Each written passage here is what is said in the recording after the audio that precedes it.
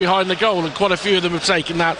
Walsall will be kicking from left to right towards the M6 in the first half, and it's Charlton who get us underway live on BBC Radio WM, and for those of you following the Saddlers as you do through the club sites as well. Strong challenge inside the penalty area very early on there from Conor Barrett. One or two shouts from the opposite end of the ground that it might be a penalty, but it was decisive from Barrett, and then Luke Berry goes under his man rather than winning the ball, knocks McKenzie to the floor, and a free kick just outside the penalty area to be taken by the teenager Tommy Simpkin, who's made quite the impression this season, I think it's fair to say, Ronan. Yeah, Tommy's been brilliant since he's come in from Stoke. Hopefully he can carry on that run. It's quite a gloomy afternoon, lots of cloud cover, but a good surface to play on. The goal kick from Simpkin, a lot of distance on that, but neither Adoma nor the defender Mitchell make any contact with it, and it whistles through and out of play for a goal kick. Second of 3 home games in 8 days for the Saddlers, who got that late equaliser from David Akagwe in midweek to get the draw against Bromley, home to Notts County this coming Tuesday. But that doesn't mean that this game is of any less importance to Matt Sadler, who wants to compete on all fronts. Strong header away there from McKenzie, and then a foul in the centre circle. Would have been a shove there from Brandon Comley. First start of the season for Comley, who missed the early weeks through injury. He's made 7 appearances off the bench. Here's Edwards down the left-hand touchline. That's going to be a little bit too strong, and it rolls out of play for a goal kick. TV cameras around the ground because this one's going out internationally today. So around the world, people who love the FA Cup get the chance to see the Saddlers, which is no bad thing. And a goal kick. Jamie Jellis, of course, you're playing for his former club now. I guess they're quite keen to ask you how he's doing, because he's been doing so well. Yeah, obviously a few of the lads know Jamie from his time there. Just asking how he's getting on. I've said, how brilliant he's doing so far at the club. Hopefully he can carry on that. Little layoff from Adoma, trying to get it to his left. Lakin will give chase. It's cleared away by Edmonds Green, picked up by Gordon. Gordon has no way forward, and Charlton move it forward. Godden with the layoff, but then intercepted by Harry Williams, and Liam Gordon a miscue over on the far side in front of the community stand. It loops up in the air and out of play for a throw over on the far side. Scrappy start, I think it's fair to say, this first 2.5 minutes. 0-0. Nobody's quite got their foot on the ball just yet. Throw to be taken over on the far side. Launched towards the right side. Wolves 0, Bournemouth 1 in the Premier League. Justin Clivert with a penalty in the early going at Molineux.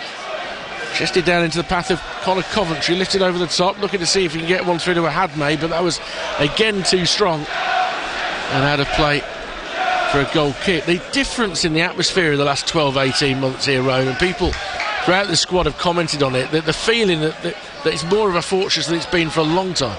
Yeah, like you say, we've been very good at home. Our home field's been brilliant, and the whole feel about the squad this season, we've got a good squad, great squad depth and a great togetherness, and we feel really positive about this season. Smartly placed header from low to get Gordon moving forward, and then he tries to go inside rather than outside and skids like a skier to the deck. One back very quickly though, and here's Barrett, beats one man, driving up towards the edge of the penalty area, looked to play it one side of the defender, it didn't quite work out as Edwards was able to recover and gets it out of play for a throw, but real positivity from Conor Barrett when he gets on the ball. Yeah, Conor's brilliant when he's out on this right hand side. He always tries to get past his man and get some end products.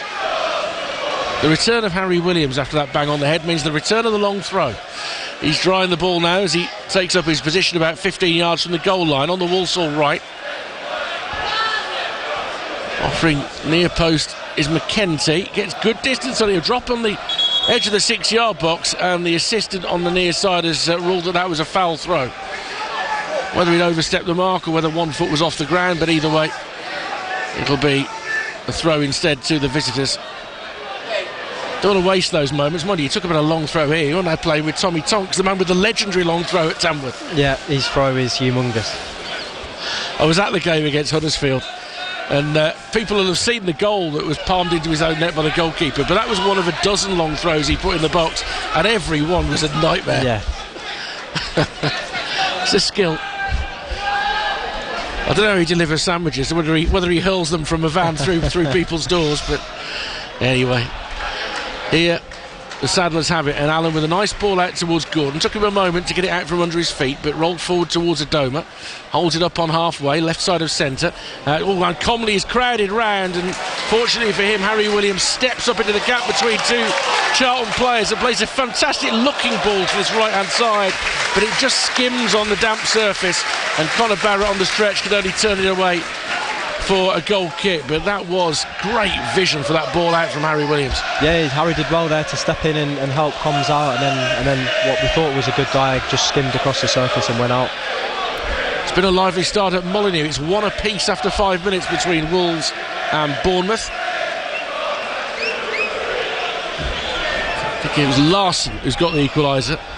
Old school number 9 that Wolves have got there. Here it remains 0-0 between Walsall and Charlton, as the ball is headed initially into the centre circle, lifted clear by Edwards for Charlton. Bit of head tennis ensues. Taylor Allen gets over the ball and nods it down for Jealous.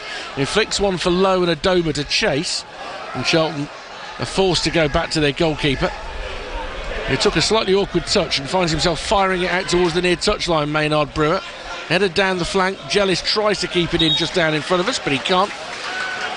And had a play for a throw on the near side, which Josh Edwards will take. Youngster who was signed from Scottish football in Dunfermline. Gets good distance on his throw down the touchline. It's an awkward header from McKenzie. Williams tries to tidy it up. Good strength then from Charlie Lakin to hold Coventry off the ball, and he lays it out on the left hand side for Gordon. Gordon, diagonal ball in field. It was met by Taylor. Adoma very quick onto the second ball to win it back for the Saddlers though. Back for Allen. Allen over halfway. His ball forward takes a deflection. Won't come for Jealous, but again Adoma seizes on it. Heavy touch this time from Albert though, and he concedes possession back to Charlton. But really encouraging how quickly the Saddlers are latching onto the second ball. Yeah, Hunk's very tidy and sharp there. He's won the second ball and tried to go forward, and just unlucky there with the touch. I think he's played in 15 league games this season, Adoma. All of them have been off the bench, but he has had some starts in cup ties, and when you see him out there you would not believe that he's in the second half of his 30s. Brings an energy, brings experience as well. So Williams over on the far side manages to deal with the situation defensively, but is forced with Godden closing him down to play it out for a throw. Matty Godden, 33 years of age now, 7 goals this season, having stepped down from Championship football, and he is an old school predator of a striker.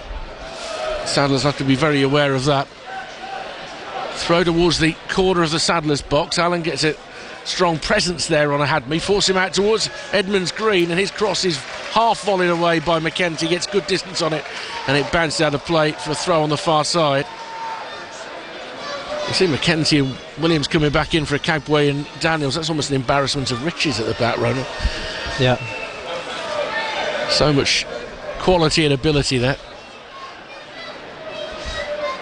As Saddlers look to head it away on the left-hand side. They'll win the throw this time. Out for a throw midway inside their own half. Wolves 1, Bournemouth 2 after 8 minutes in the Premier League. That one's going a bit wild early on. This one is a calmer start. We haven't seen a chance created yet in the first 9 minutes. Still the feeling out stage between the Saddlers and Charlton. Lakin leaping for another header, gets out a deflection out of play. Gordon takes the throw, hooked forward by Lakin. Gillespie can't get much distance on his header, but Charlton are able to work it away again down that flank, and we get probably the 4th bout of head tennis that we've seen so far in this first half. Get it down, somebody. Lowe tries to. Good challenge on him by Gillespie. Gordon sees the bounce evade him. Forward towards Lowe. Lowe trying to ride the challenge from Taylor, and he can't. One back though in the centre of midfield. Then Gordon gets clipped. No foul given. It's a clean challenge, says the referee. And eventually it's Charlton who get it down to play. And they found Godden, who peeled over onto the left-hand side. Anderson gives it back to Edwards, and they go deep back into their own half now. Gillespie with a square ball for Mitchell. Mitchell looking long through the centre, bounces up onto the head of McKenzie. Cut out in the centre of midfield. Connor Coventry to his left for Edwards. Edwards on the diagonal, looking towards the edge of the penalty area. Keeper comes a long way, Simpkin, and he claims it. That's a good challenge and a good clash, really, between Williams and the striker to try and give Simpkin a bit of space. But that's decisive keeping, isn't it? Well out towards the edge of his area. Yeah, great work there from Tommy. Obviously communicated with Harry that he was going to come up and take the ball, and he did it very well. Jamie Jellis gets a little nudge to help him off the ball as he tries to head it on the near side. Skims off his hair. No real contact with his head. And a play for Edwards to take the throw. At 10 yards inside his own half. Gets a lot of height on that one again. Trying to head it on was Ahadme. It's gone straight out of play off him.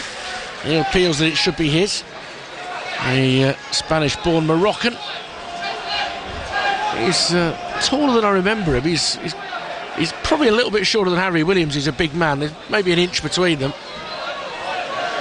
But he's got the physique to be a handful, Ahadme. Throw down the line from McKenty, repelled as far as Williams. Little dink round the corner from Comley, and now McKenty looking towards Lowe, slightly too strong. Gillespie's header, and Lakin is just beaten to the second ball by Taylor, who turns it to his right, and Coventry. Edmonds Green just inside the Saddlers' half, looking again on the long diagonal. This time Williams has to play it, very neatly cushioned header, and then Taylor Allen with his right foot just can't quite get it right, and it's lifted out of play. But the long diagonal seems to be something that Charlton are using a bit. Let's update listeners to 95.6 FM. We've been playing nearly 12 minutes here, Steve. It remains 0-0 at the moment. Most of the ball for Charlton. They've tried one or two long diagonal passes. We've seen Simpkin come off his line decisively to capture a high ball when Williams was under pressure from Ahadme. Connor Barrett has tried to take his man on a couple of occasions. Hasn't quite worked out yet, but it's quite a cagey start. In truth, Walsall 0, Charlton 0. Charlton now do get a cross in from the right-hand side that's punched away by Simpkin. Got up high then as Gordon looks long forward. It's onto the right foot of Lowe. Turns it first time to Adoma. They're 2-on-2. He shows him where he wants the ball, Lowe, and it's just overhit from Adoma. Lowe does his level best to try and find a way round Edwards. And Albert Adoma didn't quite get the weight of the pass right. The movement between the two was encouraging. Yeah, it was a good opportunity there. It looked like it was 2v2 with Unks and Lowe. It's just the final pass there from Unks wasn't good enough there for Lowe. When you're playing in midfield and you've got a target like Nathan Lowe, it must really help you. Yeah, his hold-up play is superb. I mean, his all-round play is superb. His goals, his hold-up play, everything. So he's a really good striker to have in front of you. He's a talent, that's for sure, the teenager. Here's Connor Barrett coming forward again. Thinks about accelerating on the outside, draws the challenge. That's going to go out of play. Which way is it being given? It's being given as a goal kick. Barrett stares at the assistant on the near side, but I get a sense he knew, and the ball was taking a bit of a bobble it went out, which suggested it might have been a double touch. I was talking to a member of the Saddlers coaching staff a few weeks ago about Connor Barrett. He was saying if he realises himself how good he is, he's going to be even better, because he's had a sensational first season in league football. He's been brilliant. He's got a number amount of assists, and he's been brilliant so far down this right hand side for us. He's so explosive. I don't think anyone in the league can deal with him if he notices that himself. Lifted forward towards Ahadme, heads it on, cleared away by McKenty, and out towards the near side, and Jellis down the right hand side, looking for the run of Adoma. It might have too much on it. The defender Gillespie, he tries to protect it, and Adoma's presence forces the error from Gillespie and wins a first Saddlers corner. Great persistence from Adoma.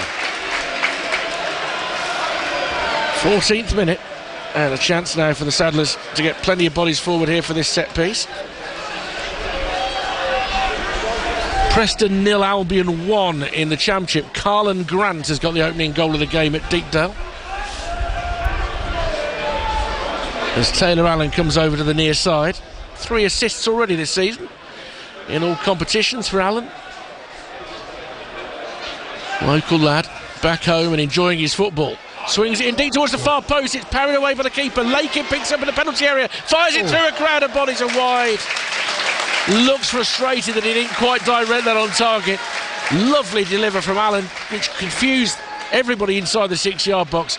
Lakin would like to have that one again, I think. Yeah, like you said, great delivery from Taylor, and then it just fell to Charlie, and he got his shot off through a swarm of bodies, but unfortunately it was just wide. Lakin had got his first Saddlers goal in the trophy match against Blues earlier in the season. He'd like to keep adding to that tally. Couple of goals in all since he arrived at the club. Here's Williams looking long down the left hand side. Adoma will put pressure on Gillespie again. It's a slightly under hit back pass, but the angle actually is right and it does favour the keeper. And Ashley Maynard Brewer is able to clear it deep into the Saddlers' half, and it's headed out of play for a Charlton throw. There's just a little bit more tempo about this game now. As Charlton will look to build from the back, just inside the centre circle now with Gillespie, the former Plymouth defender, finds Edwards. Edwards again looking for that advanced ball through the middle for the head of Hadmay. He doesn't reach him, only cleared as far as Anderson though. He's able to roll it out to Edmonds Green, has support behind from Coventry. Early ball in from Coventry, and that's a great header from Hadmay, and Charlton in front. The ball hooked in, and a big striker with a clean header, unmarked, and in the 16th minute Charlton lead through a Hadmay. Walsall 0, Charlton 1. Yeah, it was a good ball there by Connor Coventry and a great header by Hadmay, so a good bit of play there by Charlton. So the Saddlers behind, they've had mountains to climb earlier in the season. This isn't yet a mountain, it's only a foothill, but just keep on doing their business and create opportunities at the attacking end. But the dangerous balls into the penalty area have been coming, they've been dealt with very well up until that one. Hadmay with his third goal of the season. Jamie Jellis is on the deck at the moment, and that looks like it might be a problem that's going to lead to him coming off as well. So that will be of concern. When you see a player sitting down like that, you would suggest it's something muscular, and just looking at his body language and the indication he's giving the physio, looks like Jamie Jellis may have a problem with his left calf. So Jack Earing is getting ready to come on in a like for like. When you get to the cold months, that's the sort of thing you dread, isn't it? A muscular injury earlier in the game. Yeah, it doesn't look too good. He's just, obviously as the game's about to restart, he's just had a little sit down, and the physios are on now, and let's hope he's okay. Yeah, I think it's one of these times where you can see the physios are going to do the treatment for as long as it takes Jack Earing to be fit to come in. It's Wolves 1, Bournemouth 3 now, by the way, in the Premier League. Second penalty from Cliver. We'll update listeners to FM on this goal here. And they link across in a moment.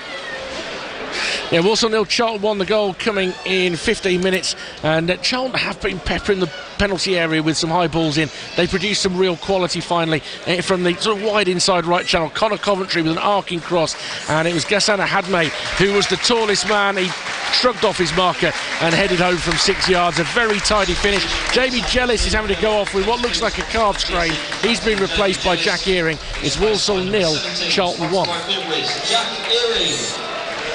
So the substitution was made whilst we were updating listeners on 95.6 FM on BBC Radio WM. And as Jamie Jellis disappeared down the tunnel, he put his shirt over his face, because that's a man who knows that it's going to be a few weeks and a bit of rehab, and nobody wants an interruption at this stage of the season, particularly when things are going well for the club. So hopefully it'll turn out not to be too bad for Jamie Jellis. As Walsall look on the diagonal towards the near side. Barrett held onto the ball by the strength of the full-back Edwards, who is a sturdy lad. If you bump into him, you're going to know about it. He's also got a bit of pace about him. Another long throw down the touchline. They've used their height to good effect. Hadmay blocks the ball through towards the Saddlers' defence, away by Comley. Lowe trying to hold it up, and he's going to be penalised there for a high foot. It looked like he was being tugged over at the time. Yeah, I thought the centre-back was putting Lowe down and the ref was giving it the other way. It's bizarre. Yeah. He wouldn't have had a high foot if he hadn't been pulled over. Exactly. Oh, well. You know, it's not a huge decision in the game. Hopefully he'll get those ones right. 20th minute, Walsall trail by a goal to 0. And they have come from behind against League One opposition this season in League Cup, amongst other things here. So nothing to be too damn beat about just yet, as it's launched long by the Saddlers, looking for Lowe. It arches away from him. Gillespie with the clearance. Now Hadmay trying to hold it up. Touched away from him by Comley, but it breaks for Coventry. And now is Edmonds Green, who's playing high at the pitch. Return ball for Coventry. Coventry down towards the byline. Block from Comley, and it's away by Gordon. And further clear now, looking for the run of Lowe. Makes a nuisance of himself and again forces a mistake from Gillespie, who can't control his clearance. And out of play for a throw, which Lakin thinks about taking quickly. But he leaves it in the end for Liam Gordon, who now has a couple of worldies in his account this season.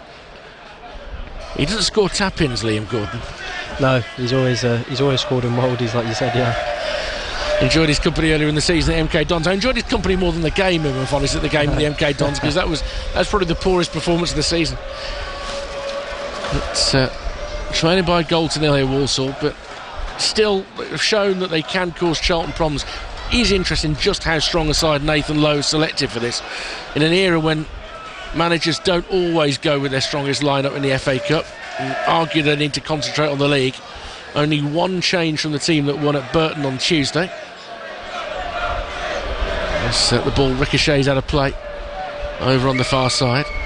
So you should have been concentrating on FA Cup football for Tamworth tomorrow. You couldn't resist coming, could you? Yeah, so obviously Charlton played Burton last weekend, so we've had a look at Burton and seen what they're like, so come to support the boys today. I like that. That's what it's all about. It says actually a lot about this group as well. Very supportive group of players. As Lowe goes down and tries to win himself a free kick, the referee's probably right not to give it, and then it just comes off a defensive head through towards a Hadmay, and he also goes down very easily, and the referee showing some consistency there. Says, well, there's no foul on Nathan Lowe and it's no foul on Gassan Hadmay. The only thing that's slightly concerning the Saddlers is that Lowe stayed on his knees for a while, just holding his back. I think he's going to be okay. He's a strong lad still. His body's probably developing at this stage as a teenager, but my word, he's got strength, he's got pace, he's got quality, and he'll hope to be able to have one or two chances to prove that. Charlton looking up towards the edge of the area for Godden again, cleared away towards Earing. Hint of hand about the control when it bobbled up, but it wouldn't have known too much about it. Forward towards Adoma, his flick-on's too straight and Gillespie gets it away, and it's flicked on towards Coventry. Out towards Edmonds Green, again they look for an early ball, but it's behind the attackers, and there is a bit of space for Barrett to run into now on this right-hand side. Pauses just before halfway to play it away from Anderson. Earing tackled fairly, says the referee, by Taylor. Could be a bit of danger down the left here as Godden flicks it back into Taylor. Return ball, Godden left side of the box. Cross takes the deflection, headed partially clear. Taylor with a shot. Great save by Simpkin with one hand. Claws it out towards the far side. Still Charlton have another look, but Taylor denied by Simpkin. Now it's up towards the edge of the penalty area. Dummied through towards Anderson. Laid out on the left-hand side. Bit of a chase there for the full-back Edwards. But he can get a deep left foot cross in. It's probably too far for the attacking players. Gordon gets it partially clear. One back by Edmonds Green. They scoop it out to Coventry. This time he lifts it in on the half volley. Headed away from the Charlton attacker Godden. But then they have a couple of goes to try and get it properly clear, Walsall. Still not far away from the edge of the penalty area. Taylor trying to get it back in again. Another bit of head tennis ensues. And the Saddlers still unable to clear the lines. Gillespie hangs it up in the air. Loose header will break for Barrett, and Barrett can knock it into the stand, which was probably the best thing to do. In the midst of that, Ronan, terrific save from Tommy Simpkin to deny Taylor. There was a great save. I think Oshin did well to get a little block in, and then it fell to one of the Charlton players in a great strong right hand by Tommy to keep it out. It's one of those balls that's swerving as they do, these modern footballs. And what I liked about it is he got good distance by clawing it away. Yeah, it's quite difficult to see. It looked like he had a bit of movement on him, but he did well, Tommy. Roll back into the Charlton penalty area. And Maynard Brewer. You just sense this next 5 minutes is a spell that Sadler's side need to get through here. Yeah. And that Charlton are playing well at the moment. Sadler's can have a phase for themselves at some point. Earing's ball round the corner was half blocked. Flicked back by Edwards and then launched long by Gillespie, who's at times his distribution has been a little bit agricultural. He's going to go out of play on the far side for a throw to the Saddlers, which is going to be left for Harry Williams to try and hurl down that far touchline. One of three players again who started today, I know Jamie Jellis has now gone off, who've come from non-league football inside the last 18 months. It says something about the scouting system here to find those players when others are not signing them up. He's come on a lot in 18 months, Harry Williams. He's been brilliant, Harry, especially this season so far. Coventry, the danger man again, trying to get across him, but Comley has read that really nicely. Finds Lakin, who manages to get the ball to ricochet back to him, and he finds Comley. And now for Gordon. The Charlton are not making it easy for Walsall to play it out of defence here. And they trap them inside their own half once more. Looking to get turned is Luke Berry. His ball forward ricochets out, fired across the penalty area. That's a great challenge by Harry Williams to block the shot in the box, as the trigger was being pulled there by the former Luton man Berry. That was an exceptional challenge by Williams. Yeah, Charlton are making it very, very difficult for us. It looks like we're struggling to play out and play our football. So we're going to have to see out, like you say, this little spell and then hopefully get our foothold into the game. 26th minute on BBC Radio WM. Walsall 0, Charlton 1. They had made goal in the 16th minute, and they're looking to add to that. Sanders could do with a couple of minutes of respite here. They're not getting it just yet, as Hadmay tries to drive towards the edge of the penalty area. It's poached away by Taylor Allen, and he's tripped, and that will give everybody a chance to breathe. One or two ironic cheers from the Walsall fans, but I don't think they've been hard done by any officiating really yet. No, not yet. I think they want something to cheer more than anything else. They had that one attempt just wide from Charlie Lakin when the game was still goalless, and that would have been enough encouragement. They can cause real problems from set pieces against Charlton. Taylor Allen's delivery was nigh on perfect for that. As Barrett again can't quite get onto a clearance downfield from Simpkin on the near side, and it goes over him and out for a throw. That hasn't quite worked for the Saddlers just yet. Throw down the touchline, should be repelled by McKenty. Low, looking to be strong against Gillespie. That was a pretty good challenge between the two of them there. They've both got a bit of a grip on each other.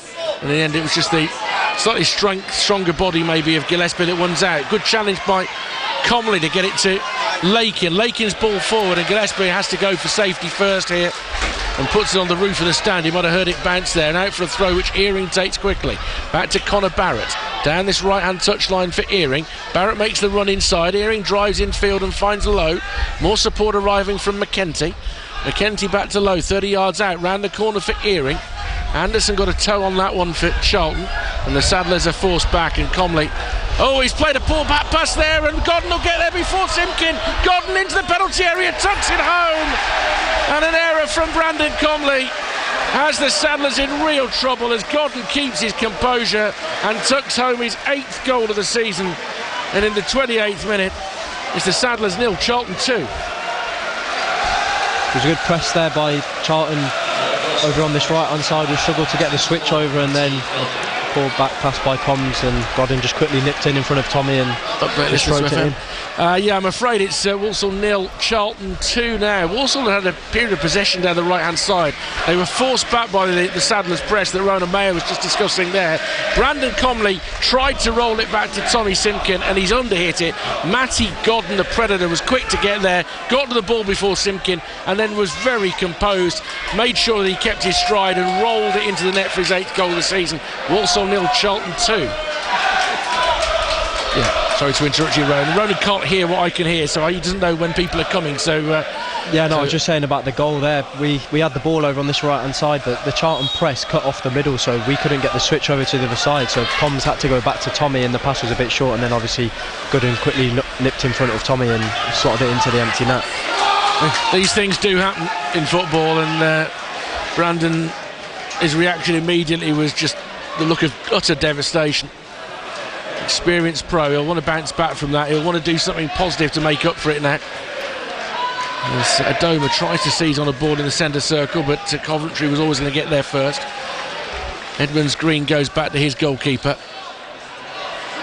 It has been, sometimes you just have to look at the opposition, as you've just done, Ronan, and say, look, what they're doing is really good. And they are a League One side, and they're a top half League One side. And certainly an ambitious one. They feel that this could be a year they could make the playoffs. Nice ball infield this low from Gordon for Earing, but then he rather looped it out towards the far side rather than passing with purpose. It's ricocheting just about everywhere. Get stuck in, cries a frustrated Walsall fan. I don't think there's any danger of not being getting stuck in. Williams' clearance dropped for Berry. His header bounces off Comley, and it's opened up on the right hand side by Lowe for Barrett. Barrett's got a bit of room to run into.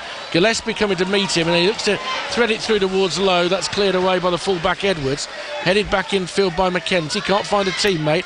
Anderson does well to use his body to run away from Barrett and plays it into the centre circle, and Berry dives, and the referee's having nothing of it, and rightly so. Adoma peels away on the left-hand side, 30 yards from the byline, up to 20 yards away from the byline, cuts in field and tries to get in across.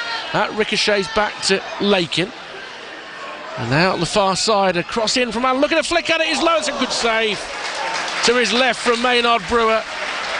Nathan Lowe turning a half chance into a real possibility and drawing a fine stop. Great delivery there from Tells, and Lowe just tried to get on the end of it, and a good stop by Maynard Brewer. That's a bit of encouragement though. When you look at a situation in a game like this, Corsham had to go to half-time, 2-0 down.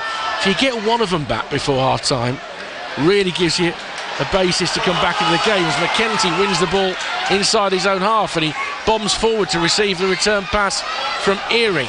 2 in the box to aim for at the moment. He tries to get the early ball in and is rewarded with a corner. Great play there by Osh, won the ball back and was positive, made a good run forward, and he's won us a corner. It's good to have Oshie McKenzie back fit and playing. Captain the side in the trophy match against Shrewsbury a couple of weeks back. That was a very satisfactory night, a 3-0 win. Very versatile player. And Taylor Allen, who set up the opportunity for Nathan Lowe a few moments ago, will take his second corner of the game. And it's headed over. That was a real opportunity. It was Williams attacking it at pace, and 6 yards out he just couldn't keep it down. And that's 2 proper chances in the course of the last 3 minutes, and that just lifts the mood, doesn't it? Yeah, like you said, if we can get one before half time, since Oshus won the ball there and was positive, if we can try and get a little spell going now, try and get nick one before half time, that will do us, put us in good stead for the second half. Will be cleared downfield by Maynard Brewer. He's been on the Charlton books for a long time, has spells in the team and longer spells out of the team over the course of the last 5 seasons. The Domer on the near touchline plays it off the defender Edwards and out for a throw on halfway. He's given the ball back by Matt Sadler. In the end, is the Domer going to take it himself, or is he going to wait for somebody else to take it? Connor Barrett agrees to do the honours in the end. It's flicked round the corner by Lowe. It evades Adoma. Cleared downfield away by McKenzie. Helped on towards Lowe once more. Gillespie didn't quite know where the ball was, but did get enough on it to steer it clear. McKenzie has to be strong against the big man of Hadmate, who scored the opening goal. Anderson lifts it forward down the left-hand side. The ball is kept in. The fans on the near side don't like it, and then what's been given there? The referee, is he giving a throw in the end? He's giving it Charlton's way, or is he giving a free kick? I think he's giving a free kick. Oh. I don't know what for. You can understand why I'm confused, because I don't know, I didn't see anything there that could have been a free kick. Neither did Oshie McKenzie, he was still playing. Yeah. So was it meant to be a raised foot? I think Anderson? It was a raised foot. So, yeah. I don't think it was any higher than Anderson's foot. I don't know, maybe the referee has an acute sense of which team's in League 1 and which team's in League 2, I don't know. That was a weird one. But it's going to be dangerous, because Terry Taylor, who came close himself earlier in the game, will swing this free kick in, and it's headed towards the frame of goal and just wide. And it was Mitchell who got on the end of it, I think, that time. And another very decent chance for the visitors, who have, if we're honest, largely dominated this first half. Another great ball in. They should really score from that, really, I think. Yes, the quality of the ball they've got in the box. It's in the sort of area where Simkin can't really come out. He has to try and let his defenders to deal with it. Mitchell with the header forward, chested down by Hadmay, looking to find Berry, and then Lakin is caught. Rubs the side of his right ankle, gets to his feet, and he's okay. And we have 11 minutes left in this first half. And the Saddlers just need something to help themselves get back into this game. It's a free kick on halfway, which Williams wants to take. He's not quite sure where to put it at the moment. He's standing up towards Lowe. He's being wrestled here. 2 arms around him, and they're not going to get anything other than a throw out of that, Walsall. The referee's almost got a grin on his face there, but he's almost reached the point where he can clasp his hands together. He's got his arms so far round. McKenty now with a cross that gets blocked off the face, I think, of a Hadme, and it didn't quite reach Adoma because the keeper was able to pluck it. It's not always easy, is it, being a centre forward, and you very rarely get the benefit of decisions there, but Gillespie's got his arms all the way around his waist. Like, it's happened a few times here with Lowe in this game. The centre backs have got two hands around his neck or his waist or whatever, but the referee doesn't seem to be given anything. But often, I mean, you probably feel this yourself at times as a younger player. You often get the thin end of decisions. Depends the referee on the day, and today he looks like he's not giving anything to us. It always seems to be a bit of a coming of age ritual that you reach a point in your career where you start getting those decisions. I don't know why it would work that way, but it seems to. I've been doing this too long not to be cynical about it. Launched forward by Simkin. Lowe and Gillespie do battle again, and the Walsall fans again feel that the Saddlers should be getting something out of the referee, and all that they do receive is another throw in front of the dugout area. Connor Barrett drying the ball. They are struggling to make it stick up top. Well, there's 2 players holding Low this time, and Edwards has got such a grip on his shirt that the assistant on the near side intervenes and flags and makes the referee's mind up for him. Yeah, well, it looked like the referee wasn't going to give it again until the assistant waved his flag. It looked like Nathan Lowe put on a bit of weight because he got his shirt being pulled from the front and pulled from the back. It's crazy. It was about time they got something. And now this is a good position because it's, 25 yards out, a yard or 2 in from the near touchline. Earing and Allen standing over it. There's plenty of height inside the penalty area. It's going to be an outswinger from Earing, headed away by Charlton in the centre of the penalty area. Allen trying to get it back up towards the edge of the box. He might need a favourable bounce there. Comley at least gets it airborne. It'll drop 10-12 yards outside the penalty area, and the clearance header is picked up by Lakin. Lakin on the overlap, gets it to Allen. Allen with a deep cross, that's going to be too tight on goal, and it's claimed two-handed by Maynard Brewer. 8 minutes to go till half-time.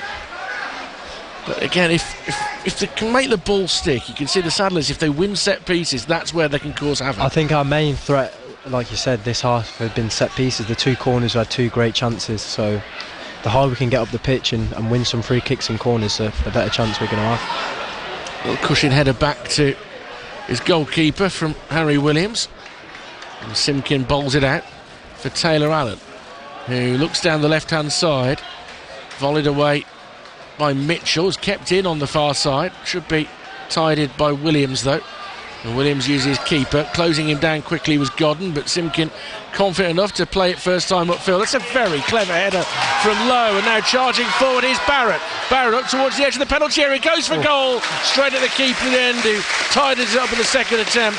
But that's a terrific header from Lowe to give Barrett the chance to run on the ball with real pace. It's something that Lowe does so well. Yeah, it was a really clever header there from Lowe. He just, I think, used the back of his head just to get Connor away, and Connor's pace, and got away from the defender and got a shot on goal. I've seen a couple of those from Nathan Lowe today, and they don't happen by accident. You know, it's quality. It's see young players as good in the air as that. I think is quite rare these days. Very, very confident. Comley has to make sure he doesn't get caught in possession. Held his nerve well with Anderson his back. Gives it back to Simkin. 6.5 minutes remain. Low with a header on this time, which won't reach Adoma. Slightly quiet moment in the game. Also haven't had to defend as hard, and they use the ball nicely here. Comley on the right for Barrett, angled forward towards Adoma. Little flick to try and turn away from his man. He's claiming that he was pushed by Gillespie, but I don't think he was. I think there probably wasn't any contact. That is a foul, however, by a Hadmate, who discards McKenty from his presence by pushing him to the floor. And a free kick to the Saddlers. I'm not saying that they're building up a head of steam here, Ronan, but just feel the last 4 or 5 minutes are a lot more encouraging. Yeah, since the Charlton second goal, looks like we've got a bit of a foothold in the game, and look, we've got the pitch a bit more, and hopefully we can try and nick one before half time here. Gordon back for Lowe. Low to Allen, looking to drive into the Charlton half down the left hand side, makes really good ground until he's met by the challenge of Alex Mitchell. Comley tries to win it off Anderson, now trying to win it off another player who fell towards him, hoping to win a free kick. And the referee hasn't stood for any of that in the first half. And now McKenty is across to deal with an advanced ball and plays it into a dangerous area, actually, down the wing. And Adoma then can close down Gillespie and win another throw for the home side, which Barrett can take quickly for Lakin, who was very conscious of the opportunity to get things moving as quickly as possible. Ball's ricocheted back to him. And he's 5 yards inside his own half, finds McKenty. Back to Lakin once more, and he goes back to his keeper. And happily puts a bit more revs on that ball than sadly Brandon Comley did earlier. Lakin forward again, low, gets a good challenge in on Gillespie to try and make sure he's got a solid position to try and help the ball on. And it's cleared away for yet another Sadler's throw, which McKenty, I think he's going to take himself this time. This needs a bit of movement to help him here. In the end, Lowe comes across, but he actually aimed for Earing. Ball's repelled. McKenty wins it back, bounces off the body of Lakin, and he can find Williams. Williams, though, runs out of pitch on the near side and slices it out of play for a throw. There have been times when the Saddlers have played League One opposition this year that you really can't tell the difference between the two divisions.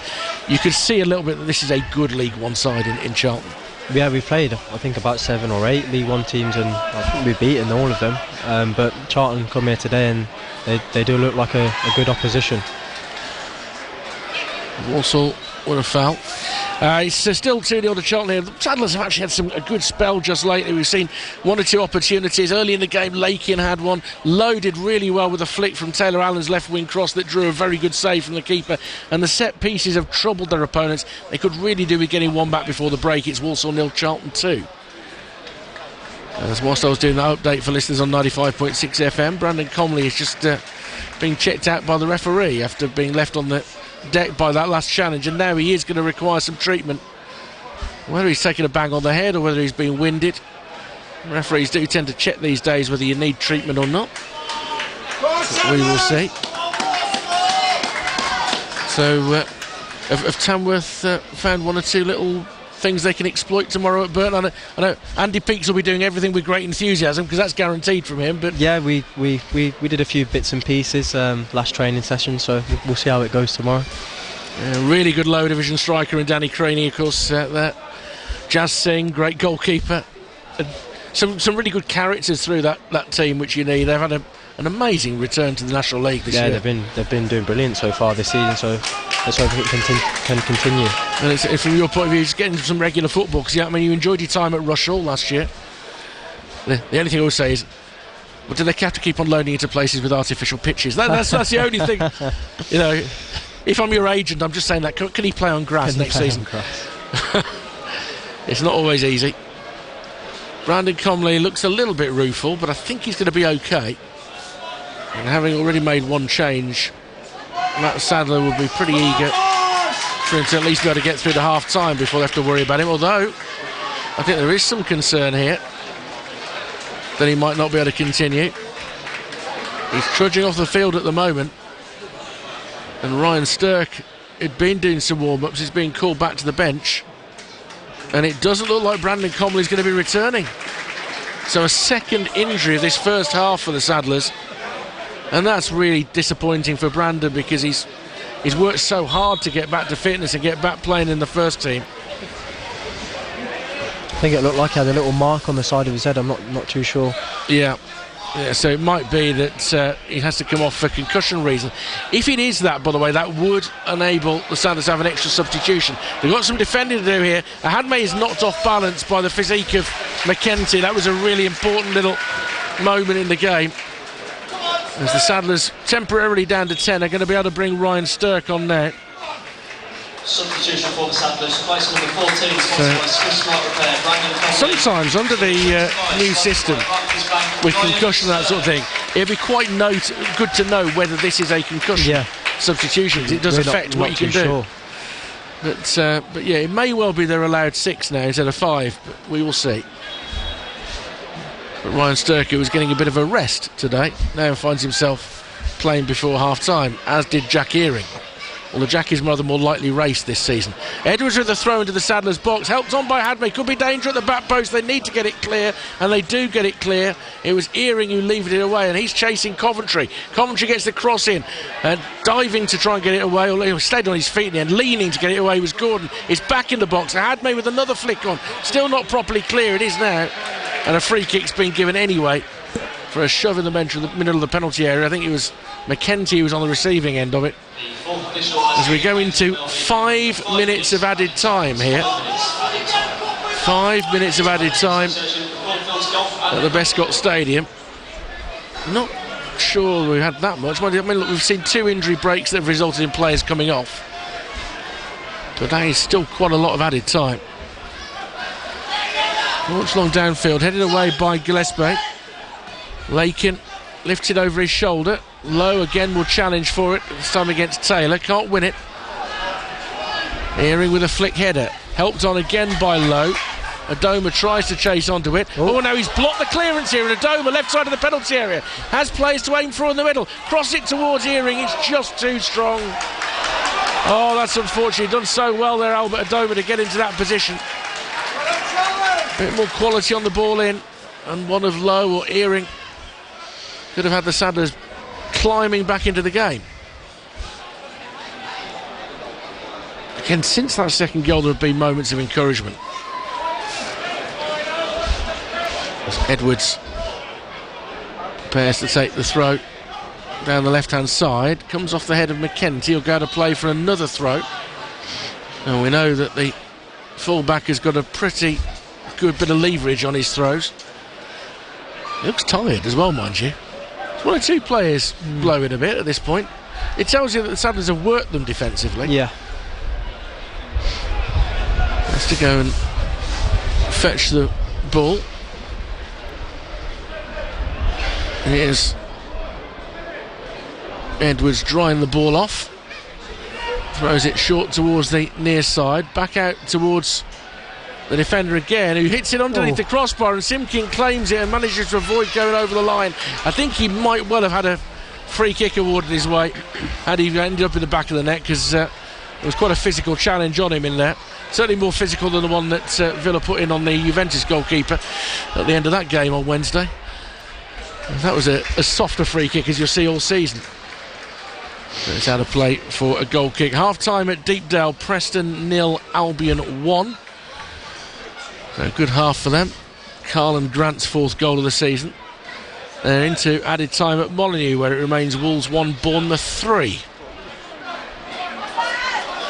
Simkin clear it downfield. We've went to the 3rd minute of added time here. He slips as he gets it downfield. Gillespie beats Lowe in the air once more, and it's blocked by Lakin. Stirk tries to prize it back towards Gordon, but there's a ricochet there. He's being closed down by Berry and Anderson. But now here's Liam Gordon, who hasn't really had the licence to get forward too often against this Charlton team.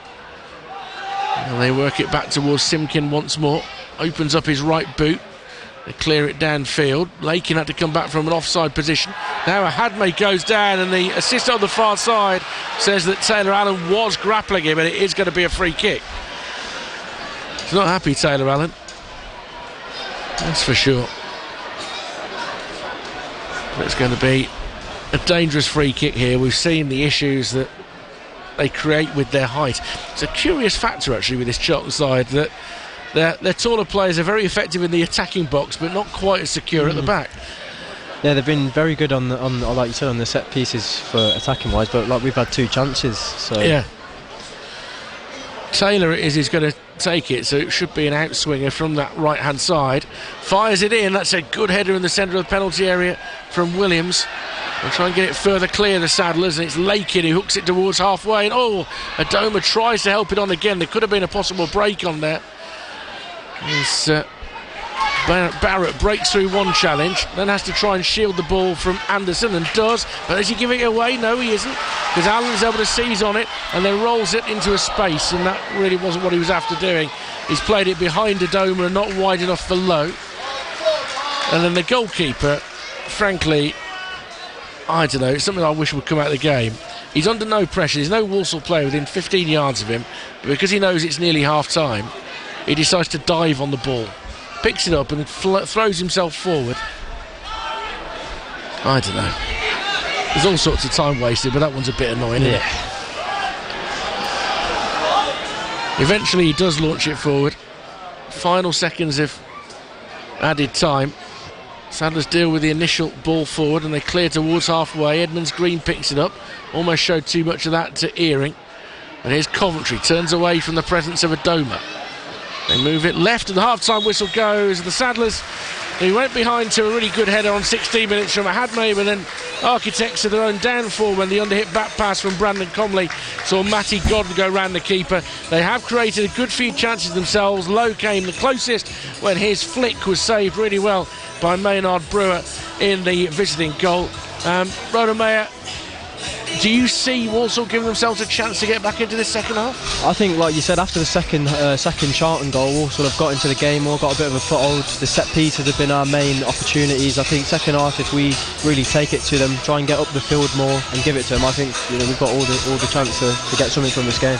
Yeah, I see it the same way. We'll hopefully get some joy in the second half. Ronan, thank you very much. I'll let you go and take your break for half time. Because we're on BBC Sounds today, I have to keep talking until it's half-time in the Wolves game. So let me run through some other scores elsewhere today. Ronan will be back with us for the whole of the second half live. Let's look at the scores that have on the board so far in the FA Cup second round. There was one result earlier today. Wealdstone 0, Wycombe Wanderers 2. Berrily Labala got the first goal, Kone with the second. Is Accrington 1, Swindon 1. Walton gave Accrington the lead. Swindon had Butterworth sent off, but Hall has equalised for them. Half-time, Barnsley 0, Bristol Rovers 0. Cambridge 0, Wigan 0. Is Crawley 2, Lincoln 2. Crawley were 2 up in 13 minutes through Rolls and Shawunmi, but O'Connor and McCarmer have tied things up. Exeter lead Chesterfield by 1-0. Tristan Kramer, the French defender on loan from Brentford, was very impressive against Birmingham City in midweek, has got the only goal of the half there. Leighton Orient 0, Oldham 0, Morecambe 0, Bradford 0, and Peterborough 1, Notts County 2. All those goals in the first 16 minutes. Jones gave Peterborough the lead. Scott and Platt turned it round.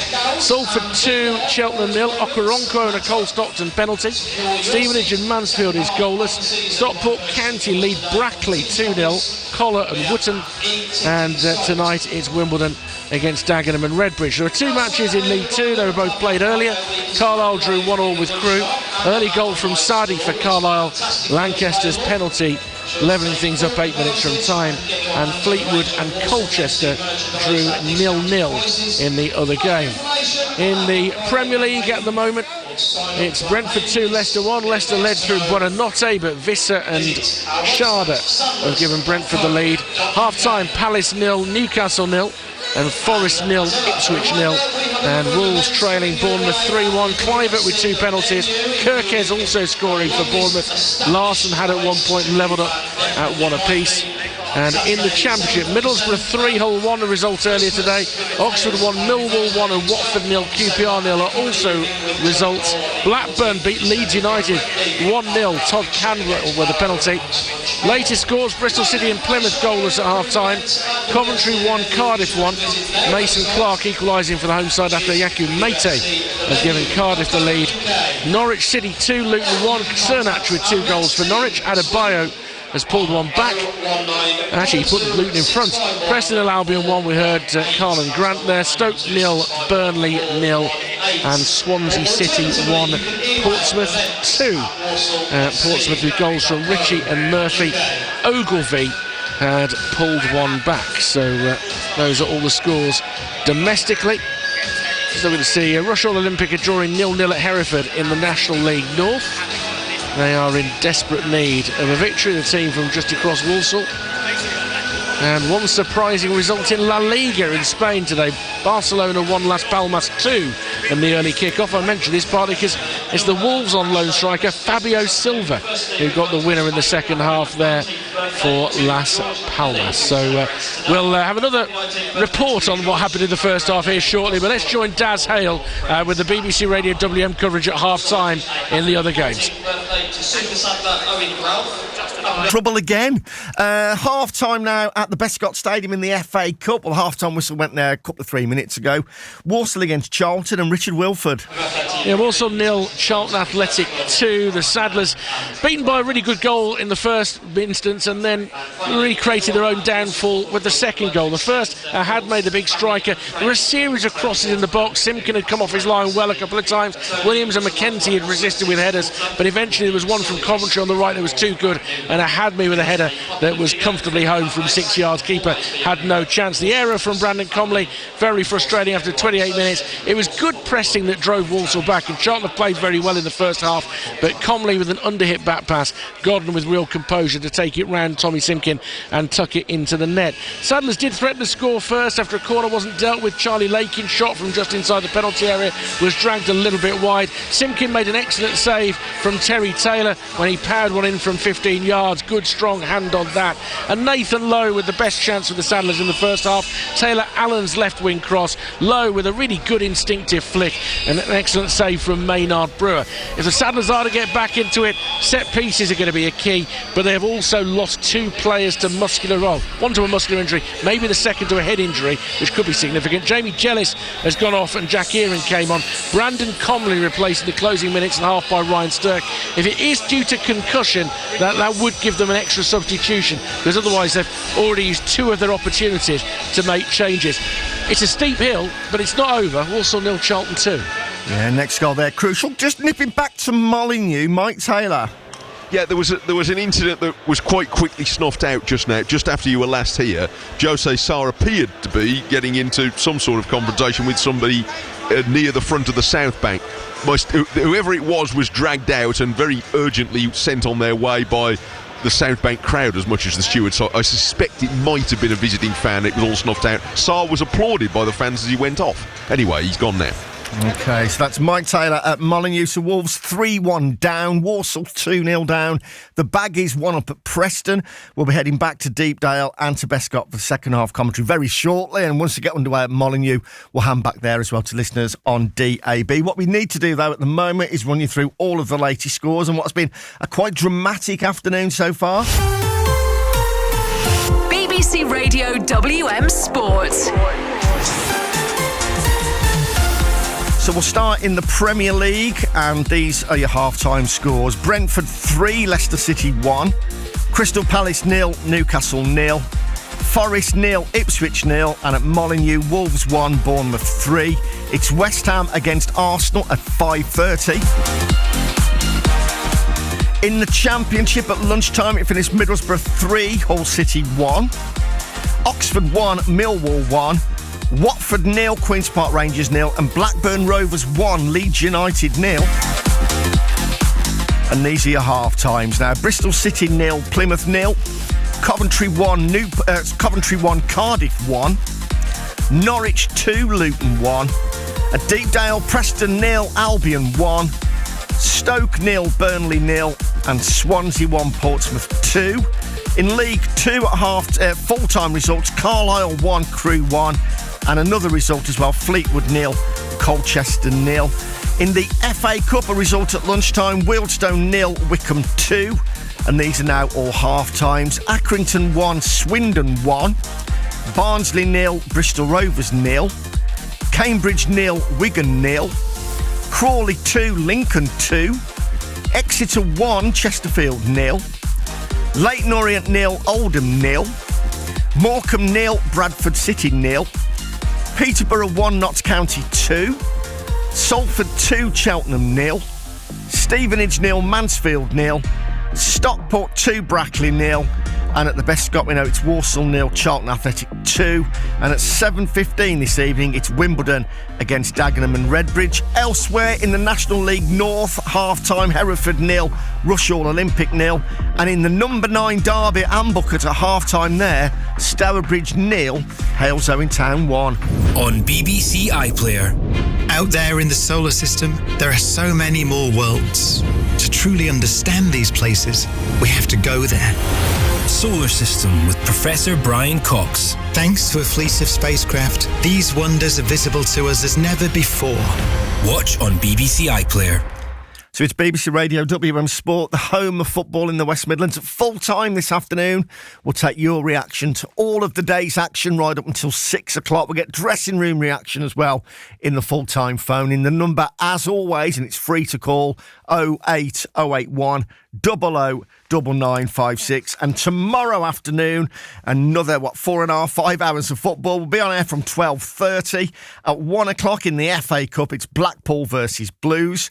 All of that game on BBC Sounds, DAB in Birmingham, with the opening stages on FM. Before at 1:30, we go to Stamford Bridge for Chelsea versus Aston Villa in the Premier League.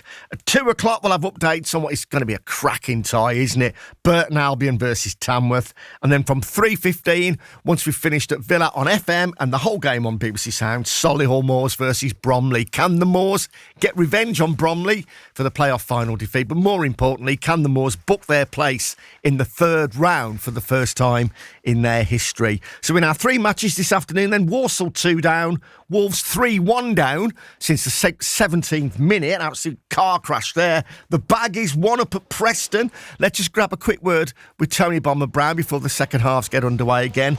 And it sounds, Bomber, as if the Baggies have been really good value for the lead at half-time. Definitely. It's been a superb performance from my point of view, Daz. And they've took the game to Preston, and been some good quality performances. I mean, Carlon Grant, I've never seen him play this well. He's had a superb first half.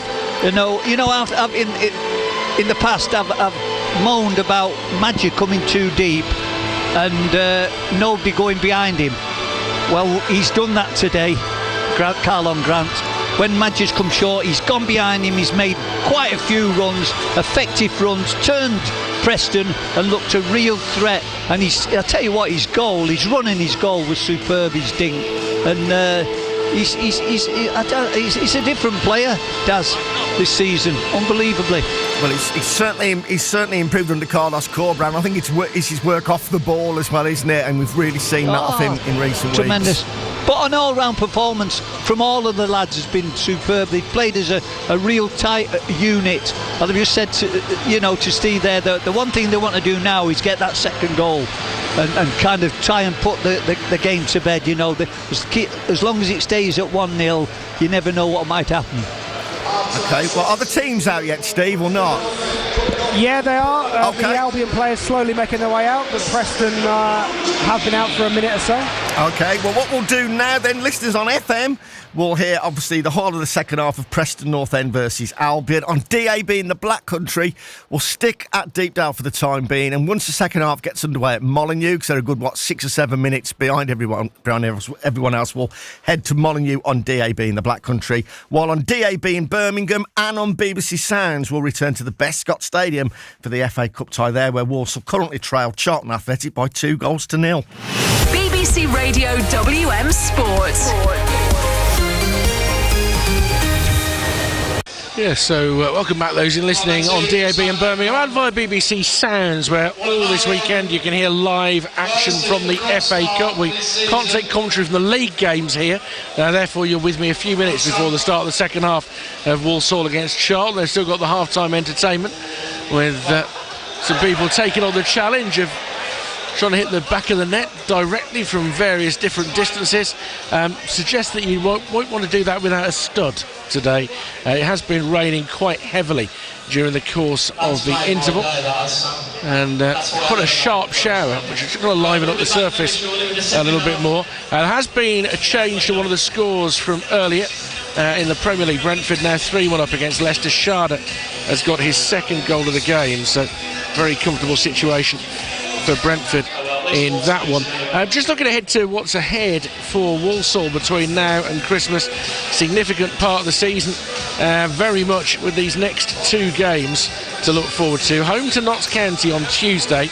We'll have that live for you on BBC Radio WM on all frequencies. It is our only game on Tuesday night, so all of the build-up, all of the action, starting with the football phone in every weekday evening from 6 o'clock with Daz and the Legends.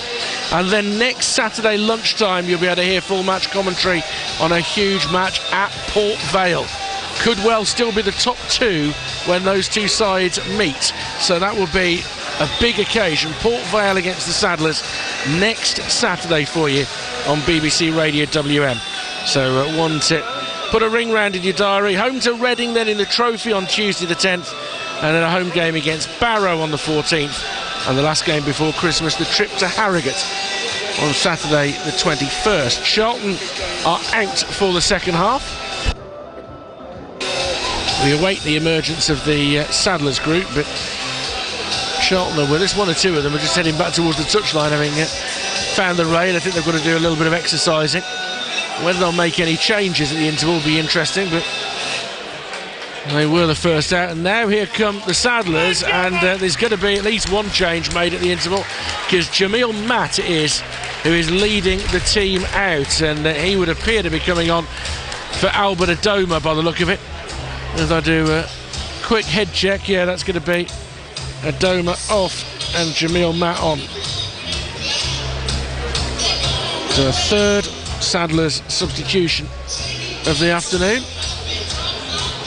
Adoma, honest performance from him in the first half, but they're going to bring on the more natural striker in Jamil Matt. So that's the adjustment made by the Saddlers for the second half. The team that now takes the field with the various changes that have been made: Tommy Simkin in goal, the three at the back are Sheen McKenzie, Harry Williams and Taylor Allen, Conor Barrett and Liam Gordon the wing backs. The midfield three is now Jack Earing, Ryan Stirk and Charlie Lakin, with Jamil Matt alongside Nathan Lowe. The substitutes that still remain are Hornby, Weir, Akagwe, Daniels, Hall and Johnson. So they're still available. It remains to be seen whether the Saddlers have two substitutions that they can still make, or three. It will depend on how the injury to Comley is assessed. If it's assessed that he went off because of concerns about concussion, then they would be allowed an extra change. As the ball is launched forward on the right hand side, the Saddlers playing from right to left in the second half. Matt wins a throw and he lays it back out on the right hand side. It's back to Matt on the corner of the box. Low cross towards Nathan Lowe, can't quite get there, and it's scrambled clear by Charlton. Williams looks to turn it back into their half of the field. Blocked away. And now a chance for Lowe to try and seize on the ball on the right hand side. Does well to get there ahead of Macaulay Gillespie. Has support behind him from Barrett. Barrett looking to create a bit of space, driving in towards the byline, and that's turned away. Rona Mayer, the Saddlers midfielder, is alongside me on BBC Radio WM, and for those of you listening via the Saddlers website. And we'll talk in a moment about that latest change. Jamil Matt on for Albert Adoma, but we'll see what comes of this throw from Harry Williams. Matt is taking up a position at the near post. McKenzie is in a similar area. It's towards McKenzie, gets his back on it. Matt trying to keep it alive, finds Earing, dinked in by Williams, ricochets back out, and Liam Gordon now might look to switch play. In fact, he drives through the middle. He's been given a bit of a gap to run into. Defender gets in a challenge, it ricochets off Gordon, and then Gordon is tackled from behind by a stretching Hadmate, and that's going to be a free kick 25 yards out. Ronan, Jamil Matt on for Albert Adoma, a more natural striker. Yep, I think a little switch up there. The gaffer's made that. Obviously, Jammer with his size and physicality, a bit of a different game. We might try and play into him more and try and work off that. This free kick has Earing and Allen interested. The way up, first of all, whether it's conceivable you could go directly. I mean, you could. There are three in the wall and one to the side of the wall. Lakin has taken up a wide position as it's hit in by Allen, headed away. Stirk tries to dink it across to the left on the volley, headed out towards the touchline, and Lakin lets it go out for a throw. Didn't really quite get it in the danger area there, Taylor Allen, on that occasion, but he has done already a couple of times today. And here comes Harry Williams again for another launch. Let's see if you can get this into the danger zone. And it's up towards the near post and headed out of play for a corner. And whatever else you wanted to see from the Saddlers to start this second half, a spell of pressure on the Charlton goal is exactly what the doctor ordered. There's a discussion as to who's on corners. It's going to be Earing. Stirk is offering short. There's a group of red shirts over on the far side. Barrett's making a run to stand in front of the goalkeeper. It's swung in now. It's a good tidy header away. It was a Hadmate and then puts the brakes on in case the ball comes back his way. Here's Gordon for Stirk. Stirk looking to get it over the top. It clears the head of Lowe. Lowe gets himself turned and finds Lakin. Lakin out to Earing. Earing in field for Stirk. Stirk with the ball towards the edge of the area. Oh, and it beat the defender, and it comes off another defender's thigh and is taken under the crossbar by his keeper. Well, it's a good ball in from Ryan Stirk. Yeah, like we said, we wanted them to come out of the blocks, and it looks like Walsall have done that so far in his first 3 minutes of the second half. I don't know how Matt Sadler handles those sort of half-time talks, but he's sent them out with a positive frame of mind. You don't want to just go out limply of a competition like this. You want to give everything you've got, and Lowe has made life very awkward for the defenders on the edge of the box, but the ball just keeps on bouncing. It's bouncing quite high today at times. Yeah, I'm not sure what's up with the pitch today, but it looks like it cut up all. A lot of players are slipping over as well. Just thought it was going to drop for Lowe, never did. Now here's Gordon down the left-hand side, lays it back for Lakin. Lakin with a deep cross, headed away. Will that go behind? Barrett will watch it go to play for a throw, and Harry Williams immediately hurtles over towards where the ball has gone out in that corner between the home end and the community stand. Can they get something from this period of pressure that changes the tone of the game? It looks like they have injected a bit of energy into this opening bit of the second half, because first half I thought it was a bit flat. Yeah. Got to give it a go. Williams with the throw. Matt trying to get there. Hadmay can't clear the ball. It's away towards the edge of the penalty area. Taylor Allen launches onto it. He's going to be lifted away though. Whacked into the air by Taylor. Stirk can't quite win it back cleanly, but that's not a great challenge by Coventry, and that's going to be, in fact it wasn't Coventry who caught his man, was it? It was the guy behind him, the centre back Mitchell, who has kicked Taylor Allen and gets the game's first yellow card. Was it Matty Godden? It was Matty Godden. Yeah. Godden. So I saw a 4, I didn't see the 2. Number 24, Matty Godden, the experienced striker who scored the second goal for Charlton. And again, a chance to get ball into the penalty area. Once more, Allen and Earing contemplate the options. Feigns to take it short. Allen swings it in deep, headed down towards the penalty spot, too far in front of Lakin. Coventry gets it airborne. Stirk onto the chest of Earing, away from him by Anderson. Earing digs in to win it back, ducks in between two challenges, rolls it out on the right hand side for Lowe. Lowe looking to create space, maybe to get a telling cross in, straight into the hands of the keeper. Been a good 4 or 5 minutes this though. Yep, Walsall looking bright. Walsall 0, Charlton 2. Nathan Jones' team are being challenged a bit more in the early moments of this second half. Allen with a header clear. Lakin helps it on. Back by Mitchell. That should land just outside the Sanders penalty area. Allen can't find a teammate.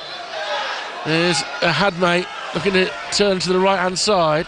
Coventry with an underhit pass picked up by Gordon. He was dispossessed by Edmonds Green. Lakin gets it away. Lovely layoff with the head from Matt for Lowe. Lowe looks early out on the left hand side for Gordon. Lovely football from the Saddlers. They've got players streaming into the penalty area here. Gordon with the cross, headed away at the near post. Gordon picks up the second ball though. Lays it across the edge of the penalty area for Stirk. Allen joining the attack. Dinks it in deep. It's too deep and goes out for a goal kick. Preston have equalised in the Championship against Albion. Preston 1, Albion 1. Here Walsall looking to get their first of the game. But the way that counter-attack came and the amount of bodies that came forward there, Ronan, again, you've got to believe there's something in this for the Saddlers. Yeah, like you said, Jammer, the ball, he did well to get a flick on and head it down to Lowy, and Lowy got it out to Gores, and it was a good play down the left and a cross in, but there's not really anyone in the box. Downfield, your visiting keeper Maynard Brewer, headed back by Gordon. Matt will put good pressure on Mitchell. Mitchell back to his keeper, and Matt is arriving at pace, and all that Maynard Brewer could do is punt it out of play, and now there are temporarily 2 balls on the pitch because the one that went up onto the roof came back down, so the throw will be taken again. Nathan Jones is a little bit discombobulated on the Charlton bench. You can see him reacting there.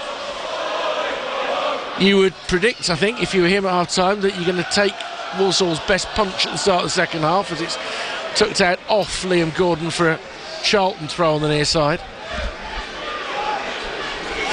And still, because with a 9-man bench in this competition, there are still attacking options on the bench for Matt Sadler.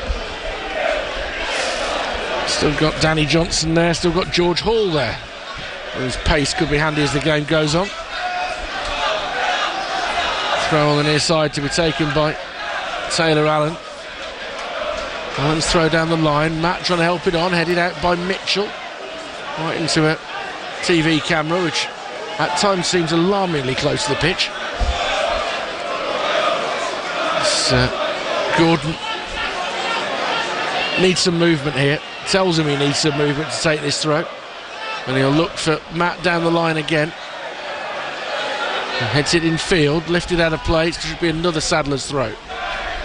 It's all happening away to our left in this second half. It's back to Allen. Plays it off the defender who had made out for a throw on the near side. Just update listeners to FM.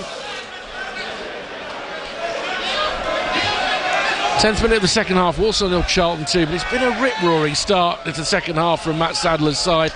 They've had a series of long throws, a corner, a couple of other set pieces as well. They've got good delivery in the box. Haven't really tested the keeper, but some of the defending has been very much on the stretch, let's put it that way. They're giving a good account of themselves in this second period, but it does remain Walsall 0, Charlton 2.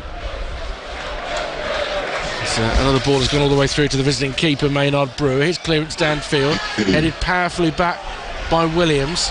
Lowe will give chase. Clearance breaks for Lakin, flicked away from him by Edmonds Green. One in the air by Earing. Lakin will leap again for a ball. He was always second favourite, but Earing picks up a loose one. Out to his right is Barrett, who's come well forward, right side of the penalty area. Barrett's low cross. Oh, fumbled by the keeper, but not so badly that Lakin or Matt could get there.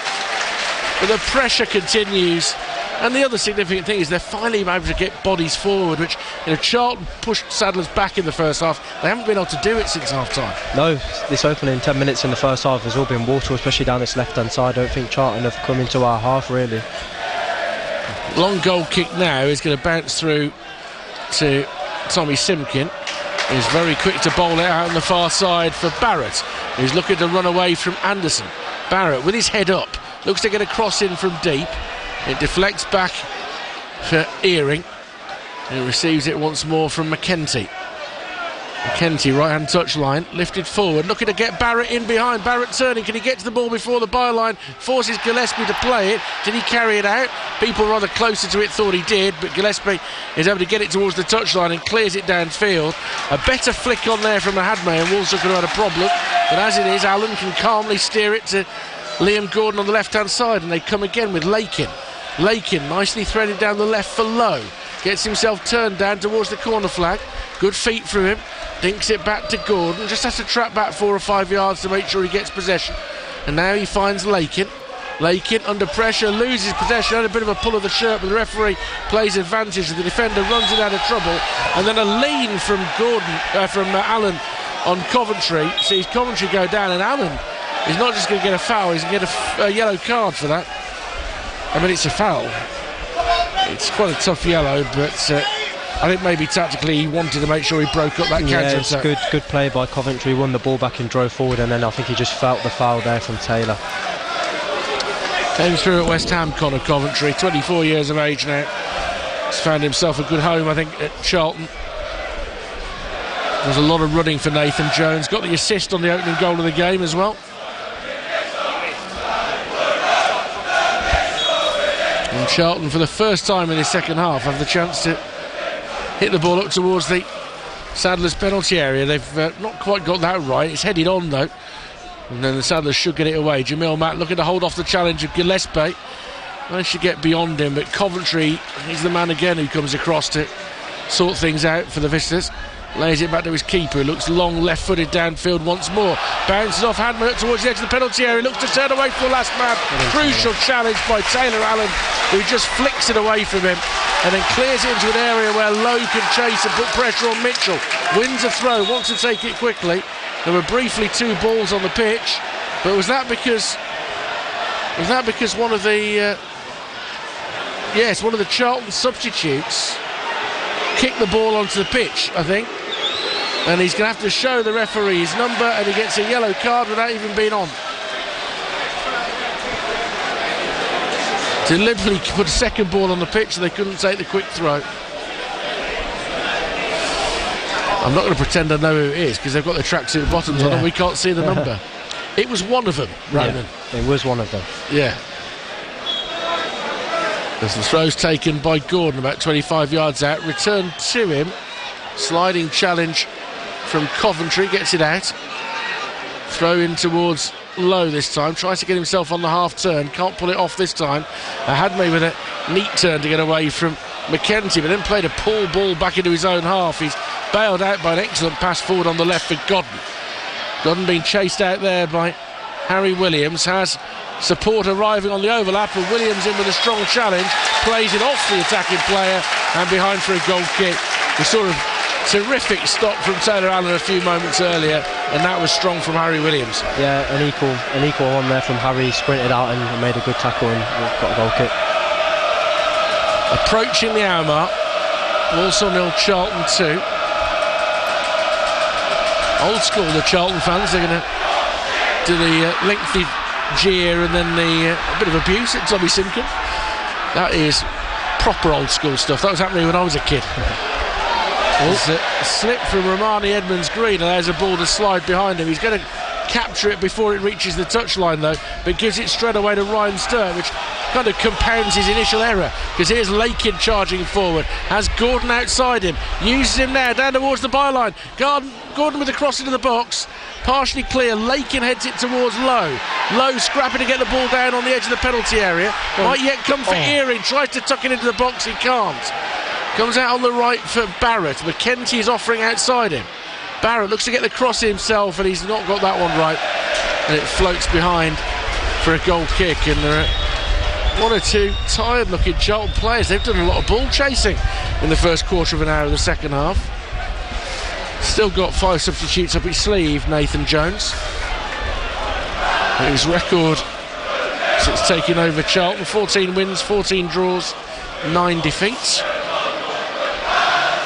Mike Sadler a bit deeper into his Walsall career. This is his 78th competitive game. A tidy 33 wins. Team not used to setbacks this season. They've been very resilient as well when they have had one. As Allen wins the ball in the air, Lakin it to be out-leapt, so he doesn't put in too much of a challenge on Edmonds-Green. Allows his team to play the second ball. Bounces off Lakin now, cleared as far as Gordon, just keeps it in on the near side. Chested down by Matt for Lakin, looks to fire it across the pitch for Barrett. The ball was on, couldn't quite get it past the defender Edwards, and it's cleared downfield. But that was good vision from Lakin. If that gets beyond the man, I think Connor would have been through. Yeah. Connor Barrett's taking higher and higher positions now though, isn't he? I think he needs to. We need to get 2 or 3 goals from somewhere. There's 2 goals for the Saddlers. Would send this to extra time today. Harry Williams with the throw down the line. It'll evade Matt, and it'll in the end drift out of play for a Charlton throw, but a bit like an old school rugby union touch kick. He's made about 50-60 yards on that. It serves its purpose to some extent. Walsall can pin everybody up in the Charlton half. Throws getting met in the air by Taylor Allen, lifted forward by Taylor for Charlton. Williams heads it back, Coventry lifts it on, and it's flicked infield for Anderson. Anderson returns it for Luke Berry. Berry with a return ball, Anderson gets towards the byline, offside flag is up, and it'll all come back as the assistant was quick to raise his arm on the near side, and Charlton now will make a double change. Their first 2 substitutions, and the first one coming off is Luke Berry. He's replaced by Tyrese Campbell. This is 18th minute of the second half that they make these changes. And the other one, Matty Godden, the experienced player, he comes off. And he's going to be replaced by Thierry Small, who usually plays wide on the left-hand side, so they can play left or right. We'll see exactly what they do here. It's certainly not what you would say like for like, the way this has been done. No. It's Campbell will play in support of Ahadme. It looks like they've gone into a back five now. Yeah. So Small is going to go out on the left-hand side, and Edwards is going to tuck into the left-sided centre-back position. So that just makes a slightly different shape to things. 64th minute, throw to the visitors, which Mitchell is going to take at some length. There's a further consultation with Nathan Jones before throwing it downfield, helped on by Ahadme. It's going to be recovered by Stirk, and that's a foul in Walsall's favour as Allen was bundled over by Campbell off the ball. And Walsall looked to progress down the right hand side. Back with Simkin inside the D. Simkin right footed, looking on the diagonal for Matt, who can't quite intercept that ball as it goes. Mitchell wants to let it go out for a goal kick. Matt has managed to poke his foot in between the 2 feet of his opponent to keep it in play, but he couldn't find a teammate, and now there could be a little bit of danger as Coventry comes forward and finds Campbell. Bit of pace down the right hand side from Campbell as my notes go flying everywhere, which will make life a little bit interesting, but they are being recovered for me by the kind people in front. Mr. Paul Joannou from the Walsall press office amongst them. It's terrible when a gust of wind gets you like that, you know. Smudged them there. It's going to be a throw on the near side to the visitors, who lead this by 2-0. To be taken by Edmonds Green. Referee blows the whistle to tell him to get on with it, which he still doesn't, and now he's going to book him. So you can't say that he wasn't warned there. Sometimes you do wonder what goes through the head of a player there. When the referee's blown the whistle, just throw it. You need to hurry up, and he's got to book him for it now. Yeah. It's his 5th yellow card of the season. 2 of those have been in cup competitions. Eventually he does throw it in, and it's onto the chest of Campbell, and Campbell chests it down for Taylor. Good save by Simkin. He strikes a good ball as Taylor. We saw that in the first half, and he hits it across Simkin, who two-handed does well to steer it to safety. Throw over on the far side. I mean, that's 2 really good saves Tommy Simkins made in this match now, and not a lot he could do about either of the goals. I think it's fair to say. Throw over on the far side. It's going to be cleared by Barrett off the attacking player Small and out of play for a throw. It remains 2-0 to Charlton. 21 minutes gone in the second half. George Hall has been doing some warming up and has come back to look at 1 or 2 things that the coaching staff want him to be aware of. So Danny Johnson's behind him as well. Yeah, it looks like the pair of them are going to come on. Might as well give it a go at this point. Yeah. It's been a dominant second half, but obviously for a team that is already trailing 2-0. Good turn here from Gordon and some good speed, but then he tries a trick in between 2 defenders who's running out of space, and it doesn't come off. Anderson back for Edmonds Green. Back to Mitchell.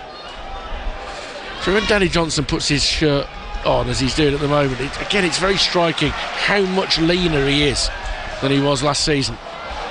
Such a credit to him. It's a different body shape to what it was. He's done a lot of work in the off season and this season throughout. He's looking in great shape. As we know, one of the best 1 and 2 touch finishers in the lower divisions, Danny Johnson.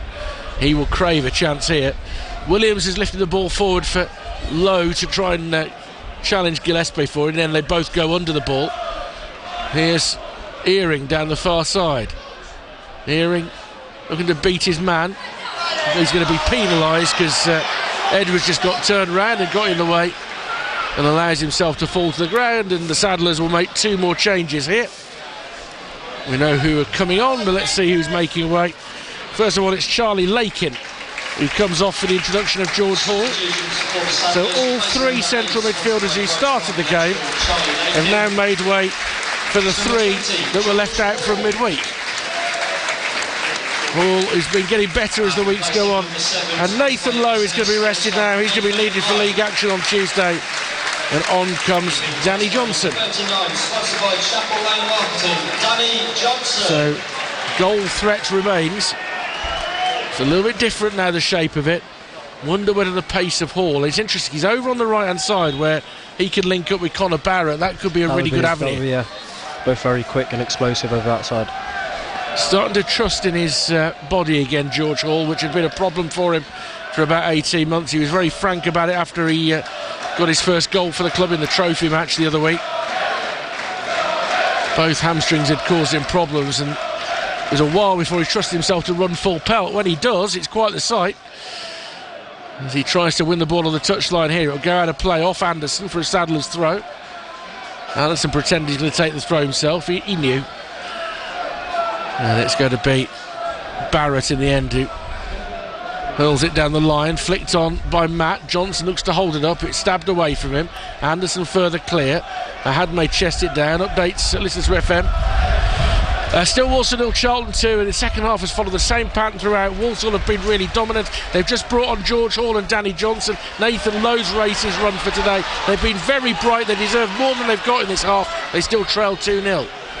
As Earing opens it up on the left-hand side for Gordon. Gordon's cross is deflected and behind for a corner.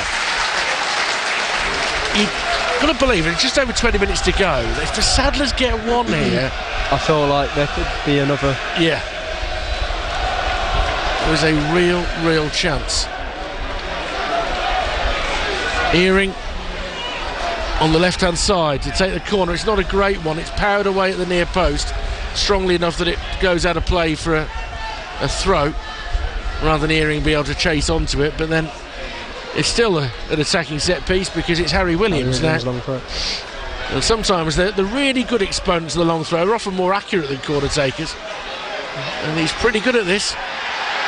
As he launches it in towards Matt. Matt gets a flick on. It's going to go wide of the near post and behind for a goal kick.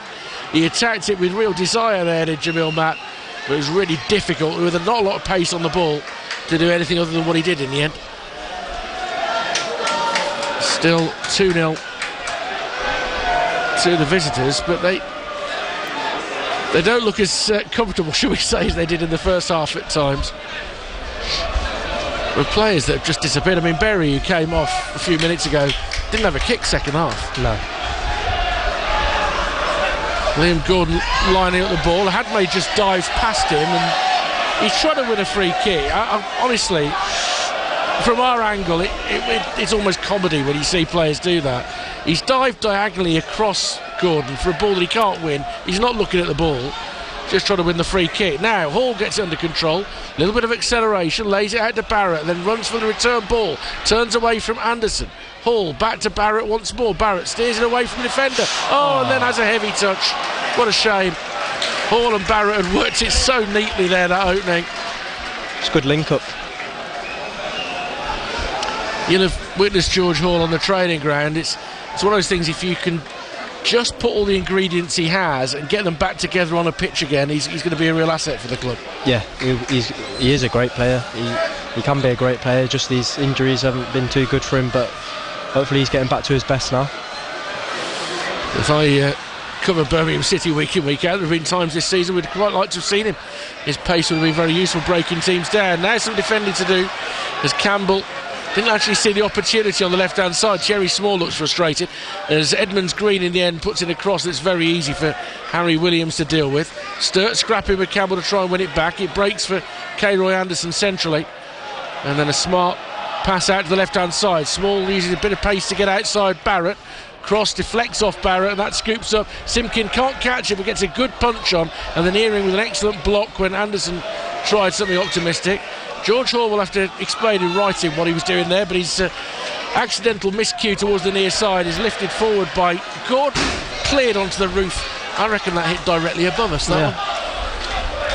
And out for Sadler's throw, which of course is quickly taken. Here's Gordon, shoved in the back by Campbell. Again, that's another one to put in the category of why would you do that? Two hands in the back, Gordon's going to fly over.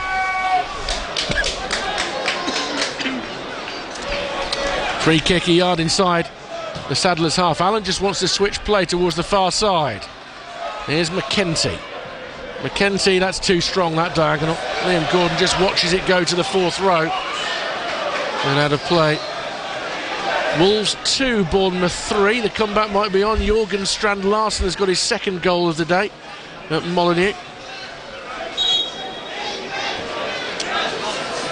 Charlton, I think, are considering another change, but in the meantime they're just taking a long time over a throw, which Alex Mitchell, former Millwall defender, will eventually take, and Taylor Allen miscues it. But here the contact was strange there. Yeah, I don't think he locked his ankle on that one. Yeah. He pops his chin out and looks disgruntled with himself. Taylor Allen's had a very good game for Walsall. The Hadmate gets it under control, 25 yards out, finds Campbell. He's got quick feet, Campbell threads it through to Anderson. Anderson with the cross. Oh, and he's done well there, McKenty, because he's got the block in without turning into his own net, because that was the sort of situation where as a defender you are between a rock and a hard place. Gets it behind for what is Charlton's first corner of the game. Anderson there trying to cut it back. Corner on the right hand side to be taken by Terry Taylor. Edmonds Green goes in the 6-yard box. Everybody else is coming from deeper out towards the far side. Headed down, flicked clear on the edge of the 6-yard box by Williams, and cross blocked towards Anderson, edge of the 6-yard box again. It's fired in, it's ricocheting everywhere.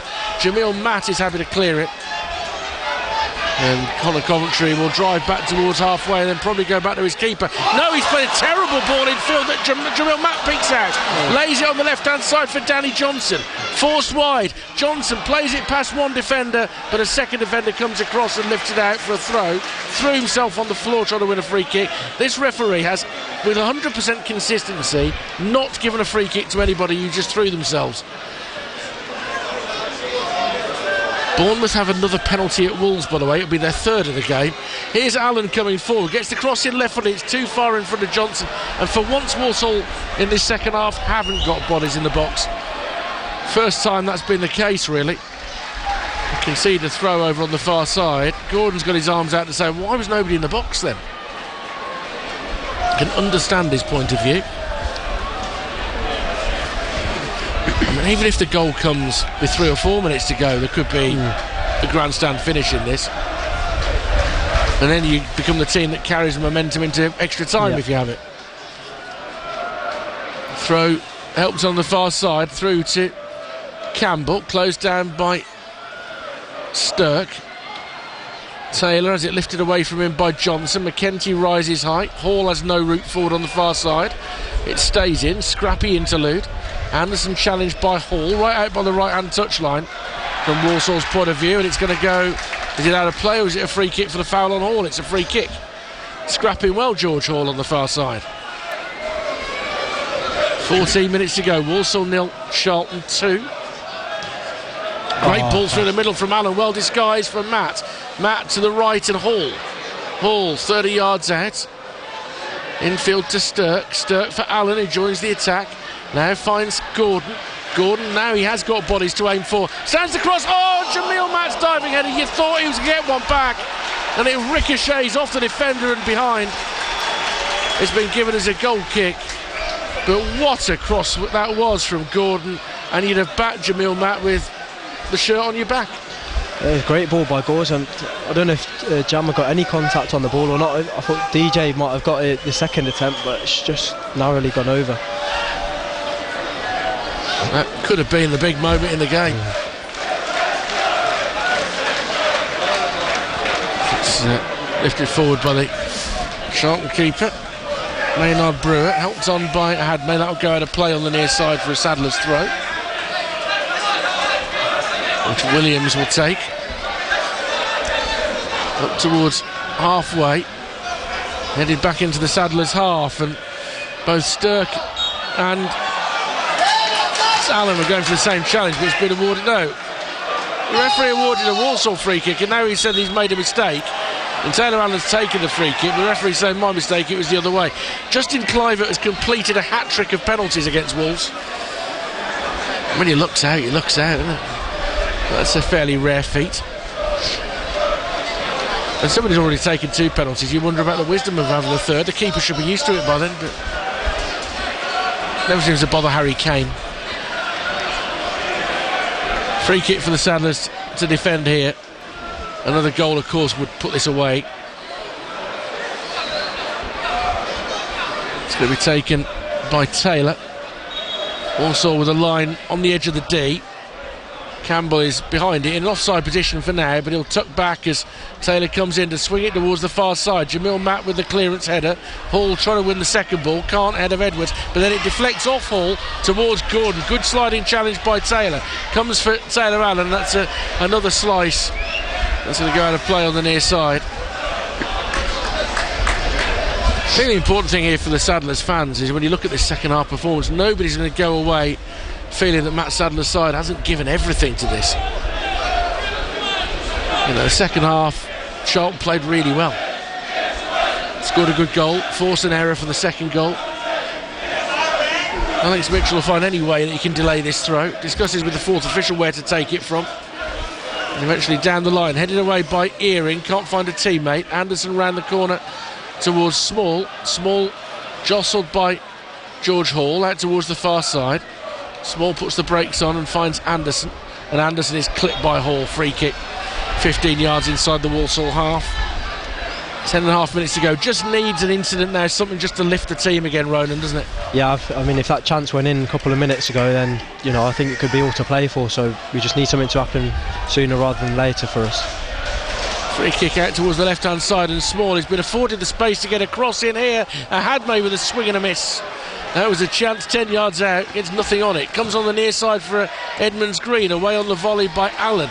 Saddlers have got everybody back defending at the moment though, so Charlton have a chance to regroup on halfway. Matt Sadler is imploring everybody out. It's under the chest of Gillespie on the edge of the penalty area. Back for Anderson, there's space on the left for Small. Gets there slowly via Campbell. Small closed down by Barrett. Forced back towards halfway. And now Walsall can trot forward and hold a higher line. Small, lovely little drag back and spin. Hall just stays there watching it. And now Campbell driving forward down the left-hand side. Can he create another chance? It's through the 6-yard box. They'd all got near post, Charlton. The ball went far post. It's back to Edmonds Green. Hope they listen to FM. We've got 9.5 minutes to go. Charlton putting a bit of pressure on at the moment. They still lead 2-0, but Walsall created a great opening a few moments ago when Gordon was played in towards the byline. It was a beautiful cross. Jamil Matt threw himself full length at the near post. For all the world, you thought he was going to put the ball in the back of the net, but he doesn't look like he got anything on it. In the end, Danny Johnson was crowded out, and the ball went to safety. 9 minutes for them to turn this round. Walsall 0, Charlton 2.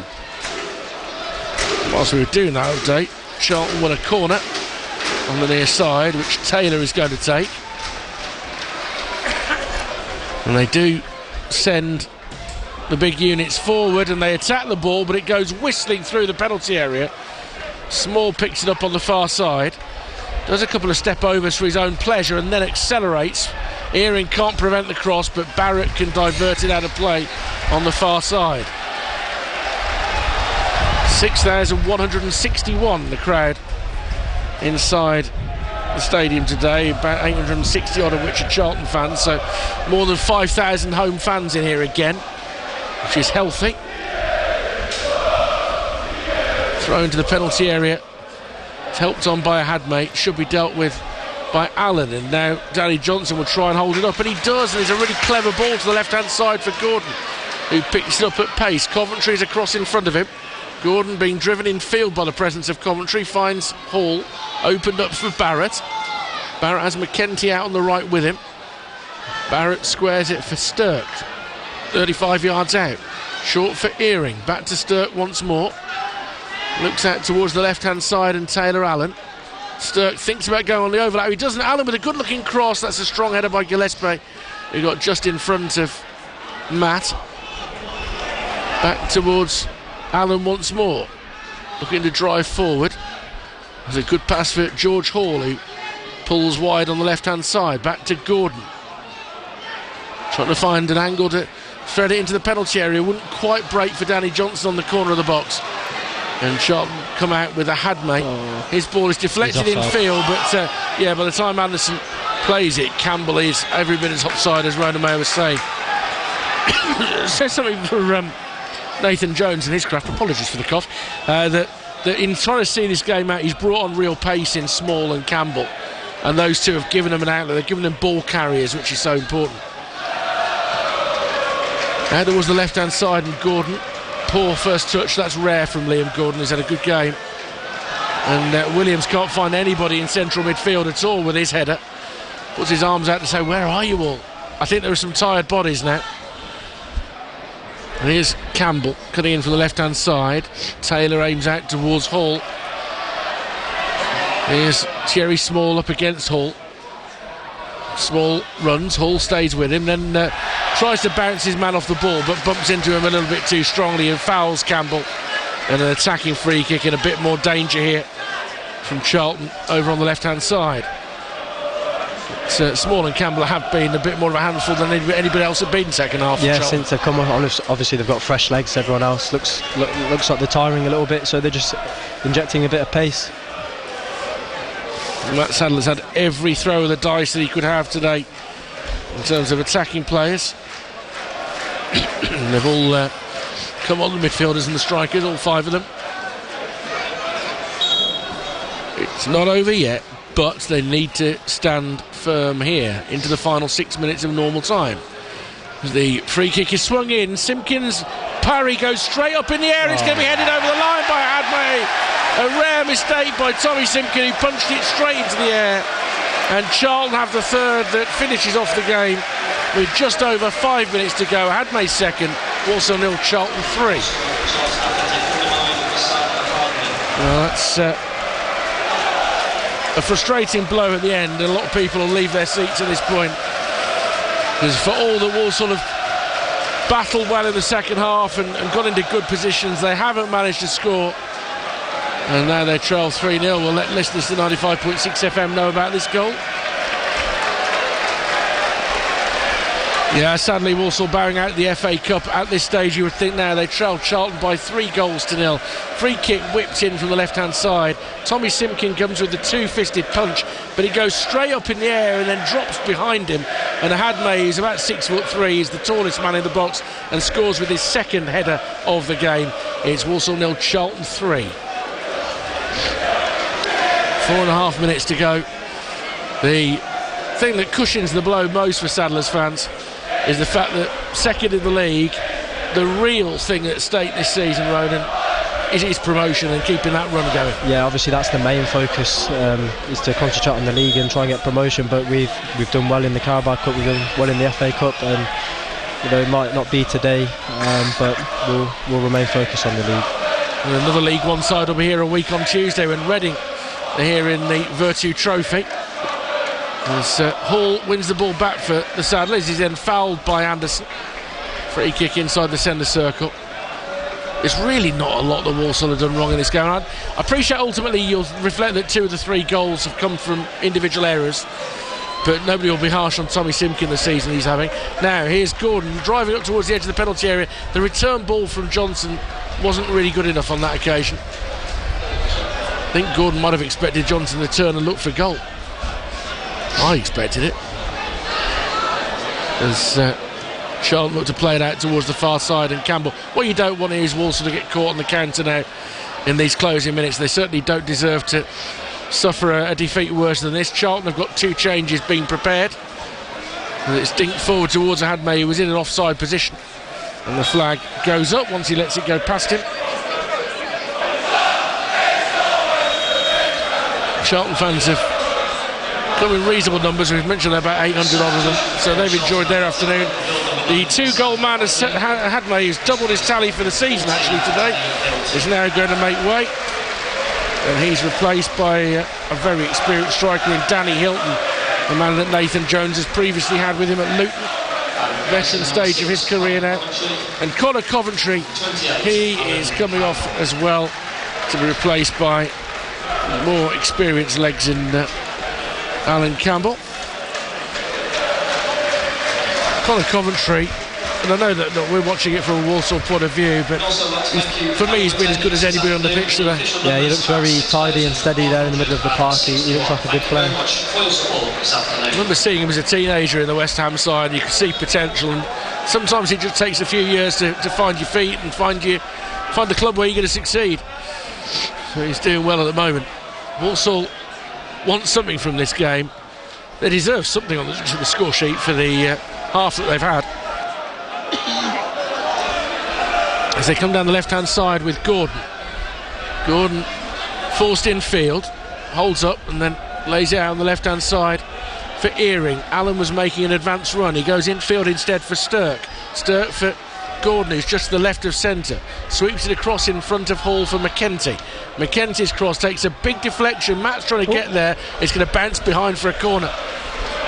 The bounce around that penalty area has been mystifying today. It's kind of a floated, deflected ball. Has bounced about 12 feet in the air. It must be very, very hard under the surface. Yeah. Taylor Allen goes across to the far side. About to enter the final minutes of normal time. It's only cleared as far as George Hall. Lays it back out to Allen on the right. Allen's cross towards Matt, trying to hold it up. Wanted to lay it back, I think, for Hall, but the defender got enough of a shunt into him to prevent that from happening. Here's Stirk now. Down the inside left channel for Danny Johnson. Flicks it back towards Stirk. Little dink. Flick back towards Stirk and Hall, but he's beaten to the ball. And now here's Small. Absolutely hammering down the left-hand side. Great pace from him. Rolls it forwards for Campbell. What a piece of cover defending by Gordon. He's going to concede a corner, but Liam Gordon has done so well to get back against these two pacey players and gets it behind. Excellent from Gordon.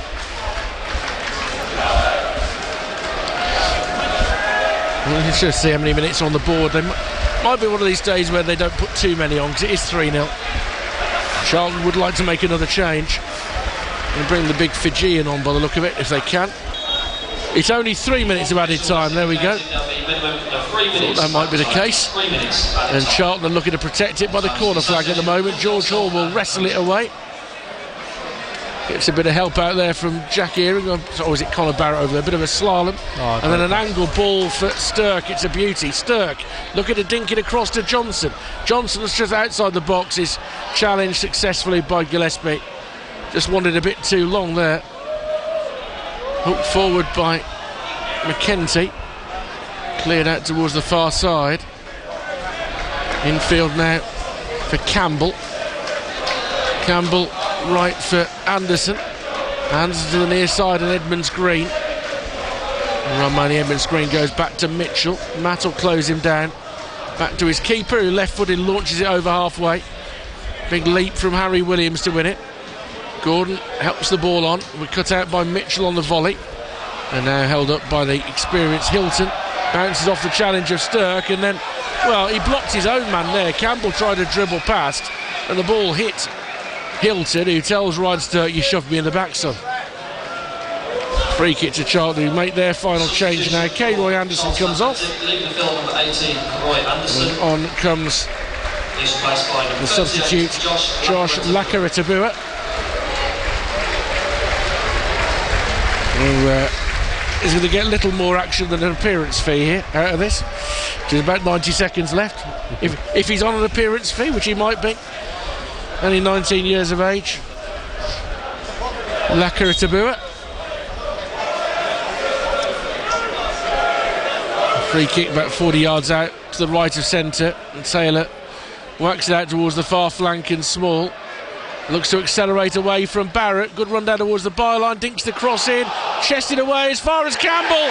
Oh, that's a terrific finish from Tyrese Campbell, who puts the exclamation mark on it for Charlton. In the end, the scoreline is going to flatter them. But that was a very good finish. Small, again, showing his pace. Put it back into a danger area. Williams tried to get it away without conceding a handball. And from a standing position, Campbell was able to finish very neatly with his right boot. Walsall 0, Charlton 4. Update listeners to FM. Fourth goal for Charlton in stoppage time. Two substitutes combining. Jerry Small's been a right handful since he came on. So much pace down the left-hand side. He managed to get to the byline away from Conor Barrett. trying to chest away his cross in the middle. Harry Williams didn't get enough on it, and Tyrese Campbell 16 yards out with a very good finish, left-footed. It's a flattering scoreline for Charlton, but they lead this by 4 goals to 0. And that'll be almost all. I mean, the ground has emptied out pretty quickly, Ronan Mayer. I think the most important thing is for nobody in this squad to let today dent their confidence too much now. No, and we'll go back and focus on the league games and do well like we have been doing. Here's Gordon looking to create outside the penalty area. Lays it back for George Hall. George Hall with a shot held by the keeper. Well, that would have been a positive moment if he could have beaten him. The referee blows the final whistle. Those 2 late goals, really the cherry on the cake for the visitors. Charlton will progress to round 3, but Ronan, just a final word from you ahead. I mean, you've got a big tie tomorrow with Tamworth at Burton, so best of luck for that. Thank you. I enjoyed Tamworth very much in the first round, but today I think it's worth reflecting that sometimes a League One team will come here and play very well, and that's what Charlton have done. Well, we've played a few League One teams this season, and we've done very well against them, but Charlton today, they're just a different opposition. They controlled most of the game, and like they've said, they've dominated and ultimately won the game 4-0. Great to have you on board, Ronan. Best of luck tomorrow, and best of luck for the rest of the season. Well, Ronan Mayer, the Walsall midfielder. Again, because of BBC Sounds today, I've got to keep talking for another 8 minutes, but don't worry about that. I'll let you go, Ronan. Here, Walsall 0, Charlton 4. Reminder of the goals on 16 minutes. The first one from Ahadme, a fine header from Connor Coventry's right wing cross. On 28 minutes, an unfortunate mistake. Walsall were pressed and forced back into their own half, and Brandon Comley sold Tommy Simpkins short with his back pass. Matty Godden, a veteran striker but quick-witted and quick feet, did really well to keep his composure, took it round the keeper and tucked home his 8th goal of the season. And then look, Walsall were excellent for much of the second half. Should have maybe had something out of it, certainly should have had a goal, but paid the penalty towards the end. A miscued punch from Tommy Simpkin dropped about 3 yards from the goal line for Ahadme to head home his 2nd, and then the pace of Small creating problems at the heart of the Saddlers' defence, and the ball turned in by Tyrese Campbell. Walsall out of the FA Cup. They've still got the trophy game against Reading a week on Tuesday, but most importantly, they've got a lot to try and achieve still in League 2 over what remains of the season. I'll be with you on BBC Sounds until the end of the Wolves game. Wolves are trailing Bournemouth by 4 goals to 2 at the moment, so let's run through the scores elsewhere whilst we wait for that to finish. Elsewhere in the FA Cup second round, in the early kick-off, Wealdstone 0, Wickham 2, Lubala and Kone the scorers. Accrington and Swindon at the moment are heading towards extra time, which, considering Swindon have been down to 10 men since the 41st minute, will be quite something. They actually came from behind to lead, goals from Hall and Cottrell, but Walton got his 2nd goal of the game in added time. That is 2-2, just awaiting the final whistle. Barnsley and Bristol Rovers are going to extra time. That's ended 0-0. Cambridge and Wigan also into extra time. That was 1 each. Cambridge led through Njoku 13 minutes from time. Asgard equalised for Wigan. Crawley 3, Lincoln 4, deep into added time. Crawley were 2 up through Rolls and Shawunmi. O'Connor, McCarmer, Ring and Moylan turned it in Lincoln's favour with 4 goals in 29 minutes. Kelly has got Crawley a little bit of a lifeline, but they're in the 7th minute of added time. Exeter City are through to the 3rd round. They beat Chesterfield 2-0. Kramer with the first, Josh McGuinness with the 2nd. Oldham Athletic of the National League look like they might win at Leyton Orient. They lead 1-0 into the 10th minute of added time, and it's Manny Monte, the former Saddlers defender, who's got the only goal in that game. Leyton Orient 0, Oldham 1, closing moments there. Morecambe have put out Bradford City. Slew's goal 9 minutes from time, just after Nathan Byrne had been sent off. Lively one in Cambridgeshire. Peterborough United lead Notts County 4-3. They're in the 11th minute of added time there. 2 for Jones, 1 for Randall and 1 for Odo. For Peterborough, Scott, Platt and Abbott scoring for Notts County. That Abbott goal 6 minutes into added time. Salford's 2 early goals saw off Cheltenham 2-0. Okoronkwo and Cole Stockton with a penalty.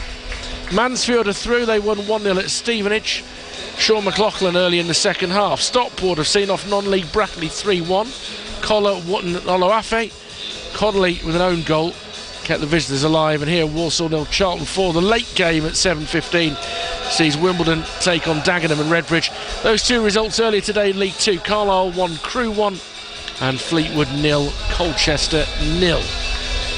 Just looking to see if any. Lincoln's game at Crawley is now full time. Lincoln have gone through 4-3 at Crawley. That one is over. Accrington and Swindon now confirmed is going into extra time. In the Premier League, Brentford lead Leicester City 4-1. A Sharda hat-trick. Leicester had led through Buonanotte, and the following whistle has gone there. Johan Visser equalised before the Sharda hat-trick. Certainly an indication of the massive job that Ruud van Nistelrooy has to do at Leicester. Crystal Palace 1, Newcastle 1 as a result. Newcastle took the lead through a Mark Gay own goal in the second half, but Munoz has equalised 4 minutes into added time. That one ends up 1-1. Another priceless win for Nottingham Forest.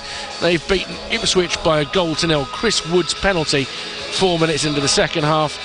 And with a couple more minutes of added time to go, it remains Wolves 2, Bournemouth 4. Justin Clivert, hat-trick of penalties. Kirkes, the other scorer for the visitors. Larson with both goals for Wolves. Into League One, busy programme today. In the early games, Middlesbrough beat Hull 3-1. 2 goals for Tommy Conway, 1 for Finn Azaz. Burstow got 1 back for Hull. Oxford 1, Millwall 1. Goodrum with an equaliser 5 minutes from time for the home side after Japhet Tanganga had given Millwall the lead. Watford and QPR ended up goalless. Victory for Blackburn at home to Leeds. Cantwell the scorer. Bristol City 4, Plymouth 0. That's 10 goals in 2 games conceded by Wayne Rooney's side. They all came in the second half. 1 for Twine, 2 for Mehmete and 1 for Armstrong. That's another humbling for Plymouth. Coventry 2, Cardiff 2. Cardiff in front twice through Mate and Robinson, the equalisers. Mason Clark and a late penalty from Victor Torp. Norwich 4, Luton 2. Luton continuing to have a tough season. Elijah Adebayo got the opening goal of the game. Kernach put Norwich in front with the next 2. Brown equalised for Luton, but Emiliano Marcondes and Borja Sainz scored in the last 10 minutes. Preston 1, Albion 1 the result. Carlin Grant gave Albion the lead. Emil Rees with the equaliser. Stoke 0, Burnley 2. Jane Rodriguez and Josh Brownhill with a penalty with the goals there. And Swansea City 2, Portsmouth 2. Ogilvie own goal and Cullen for Swansea, who had trailed 2-0 to Matt Ritchie and Josh Murphy. So that's how that one ended. None of the games that have gone into extra time in the FA Cup has of yet produced another goal, but Leyton Orient have rescued themselves late on against Oldham, and they will go into extra time. A 99th minute equaliser from Keeley there meant it ended 1-1. So into extra time. So that's the business at Brisbane Road. Coming up for the Saddlers, of course, on Tuesday night, the game against Notts County. That'll be live on BBC Radio WM on all frequencies from 7:45. Mike Taylor will be leading our team inside the ground. Then that huge game next Saturday lunchtime we'll also have live on BBC Radio WM. Port Vale against the Saddlers could well be the clash of the top 2 when it's played.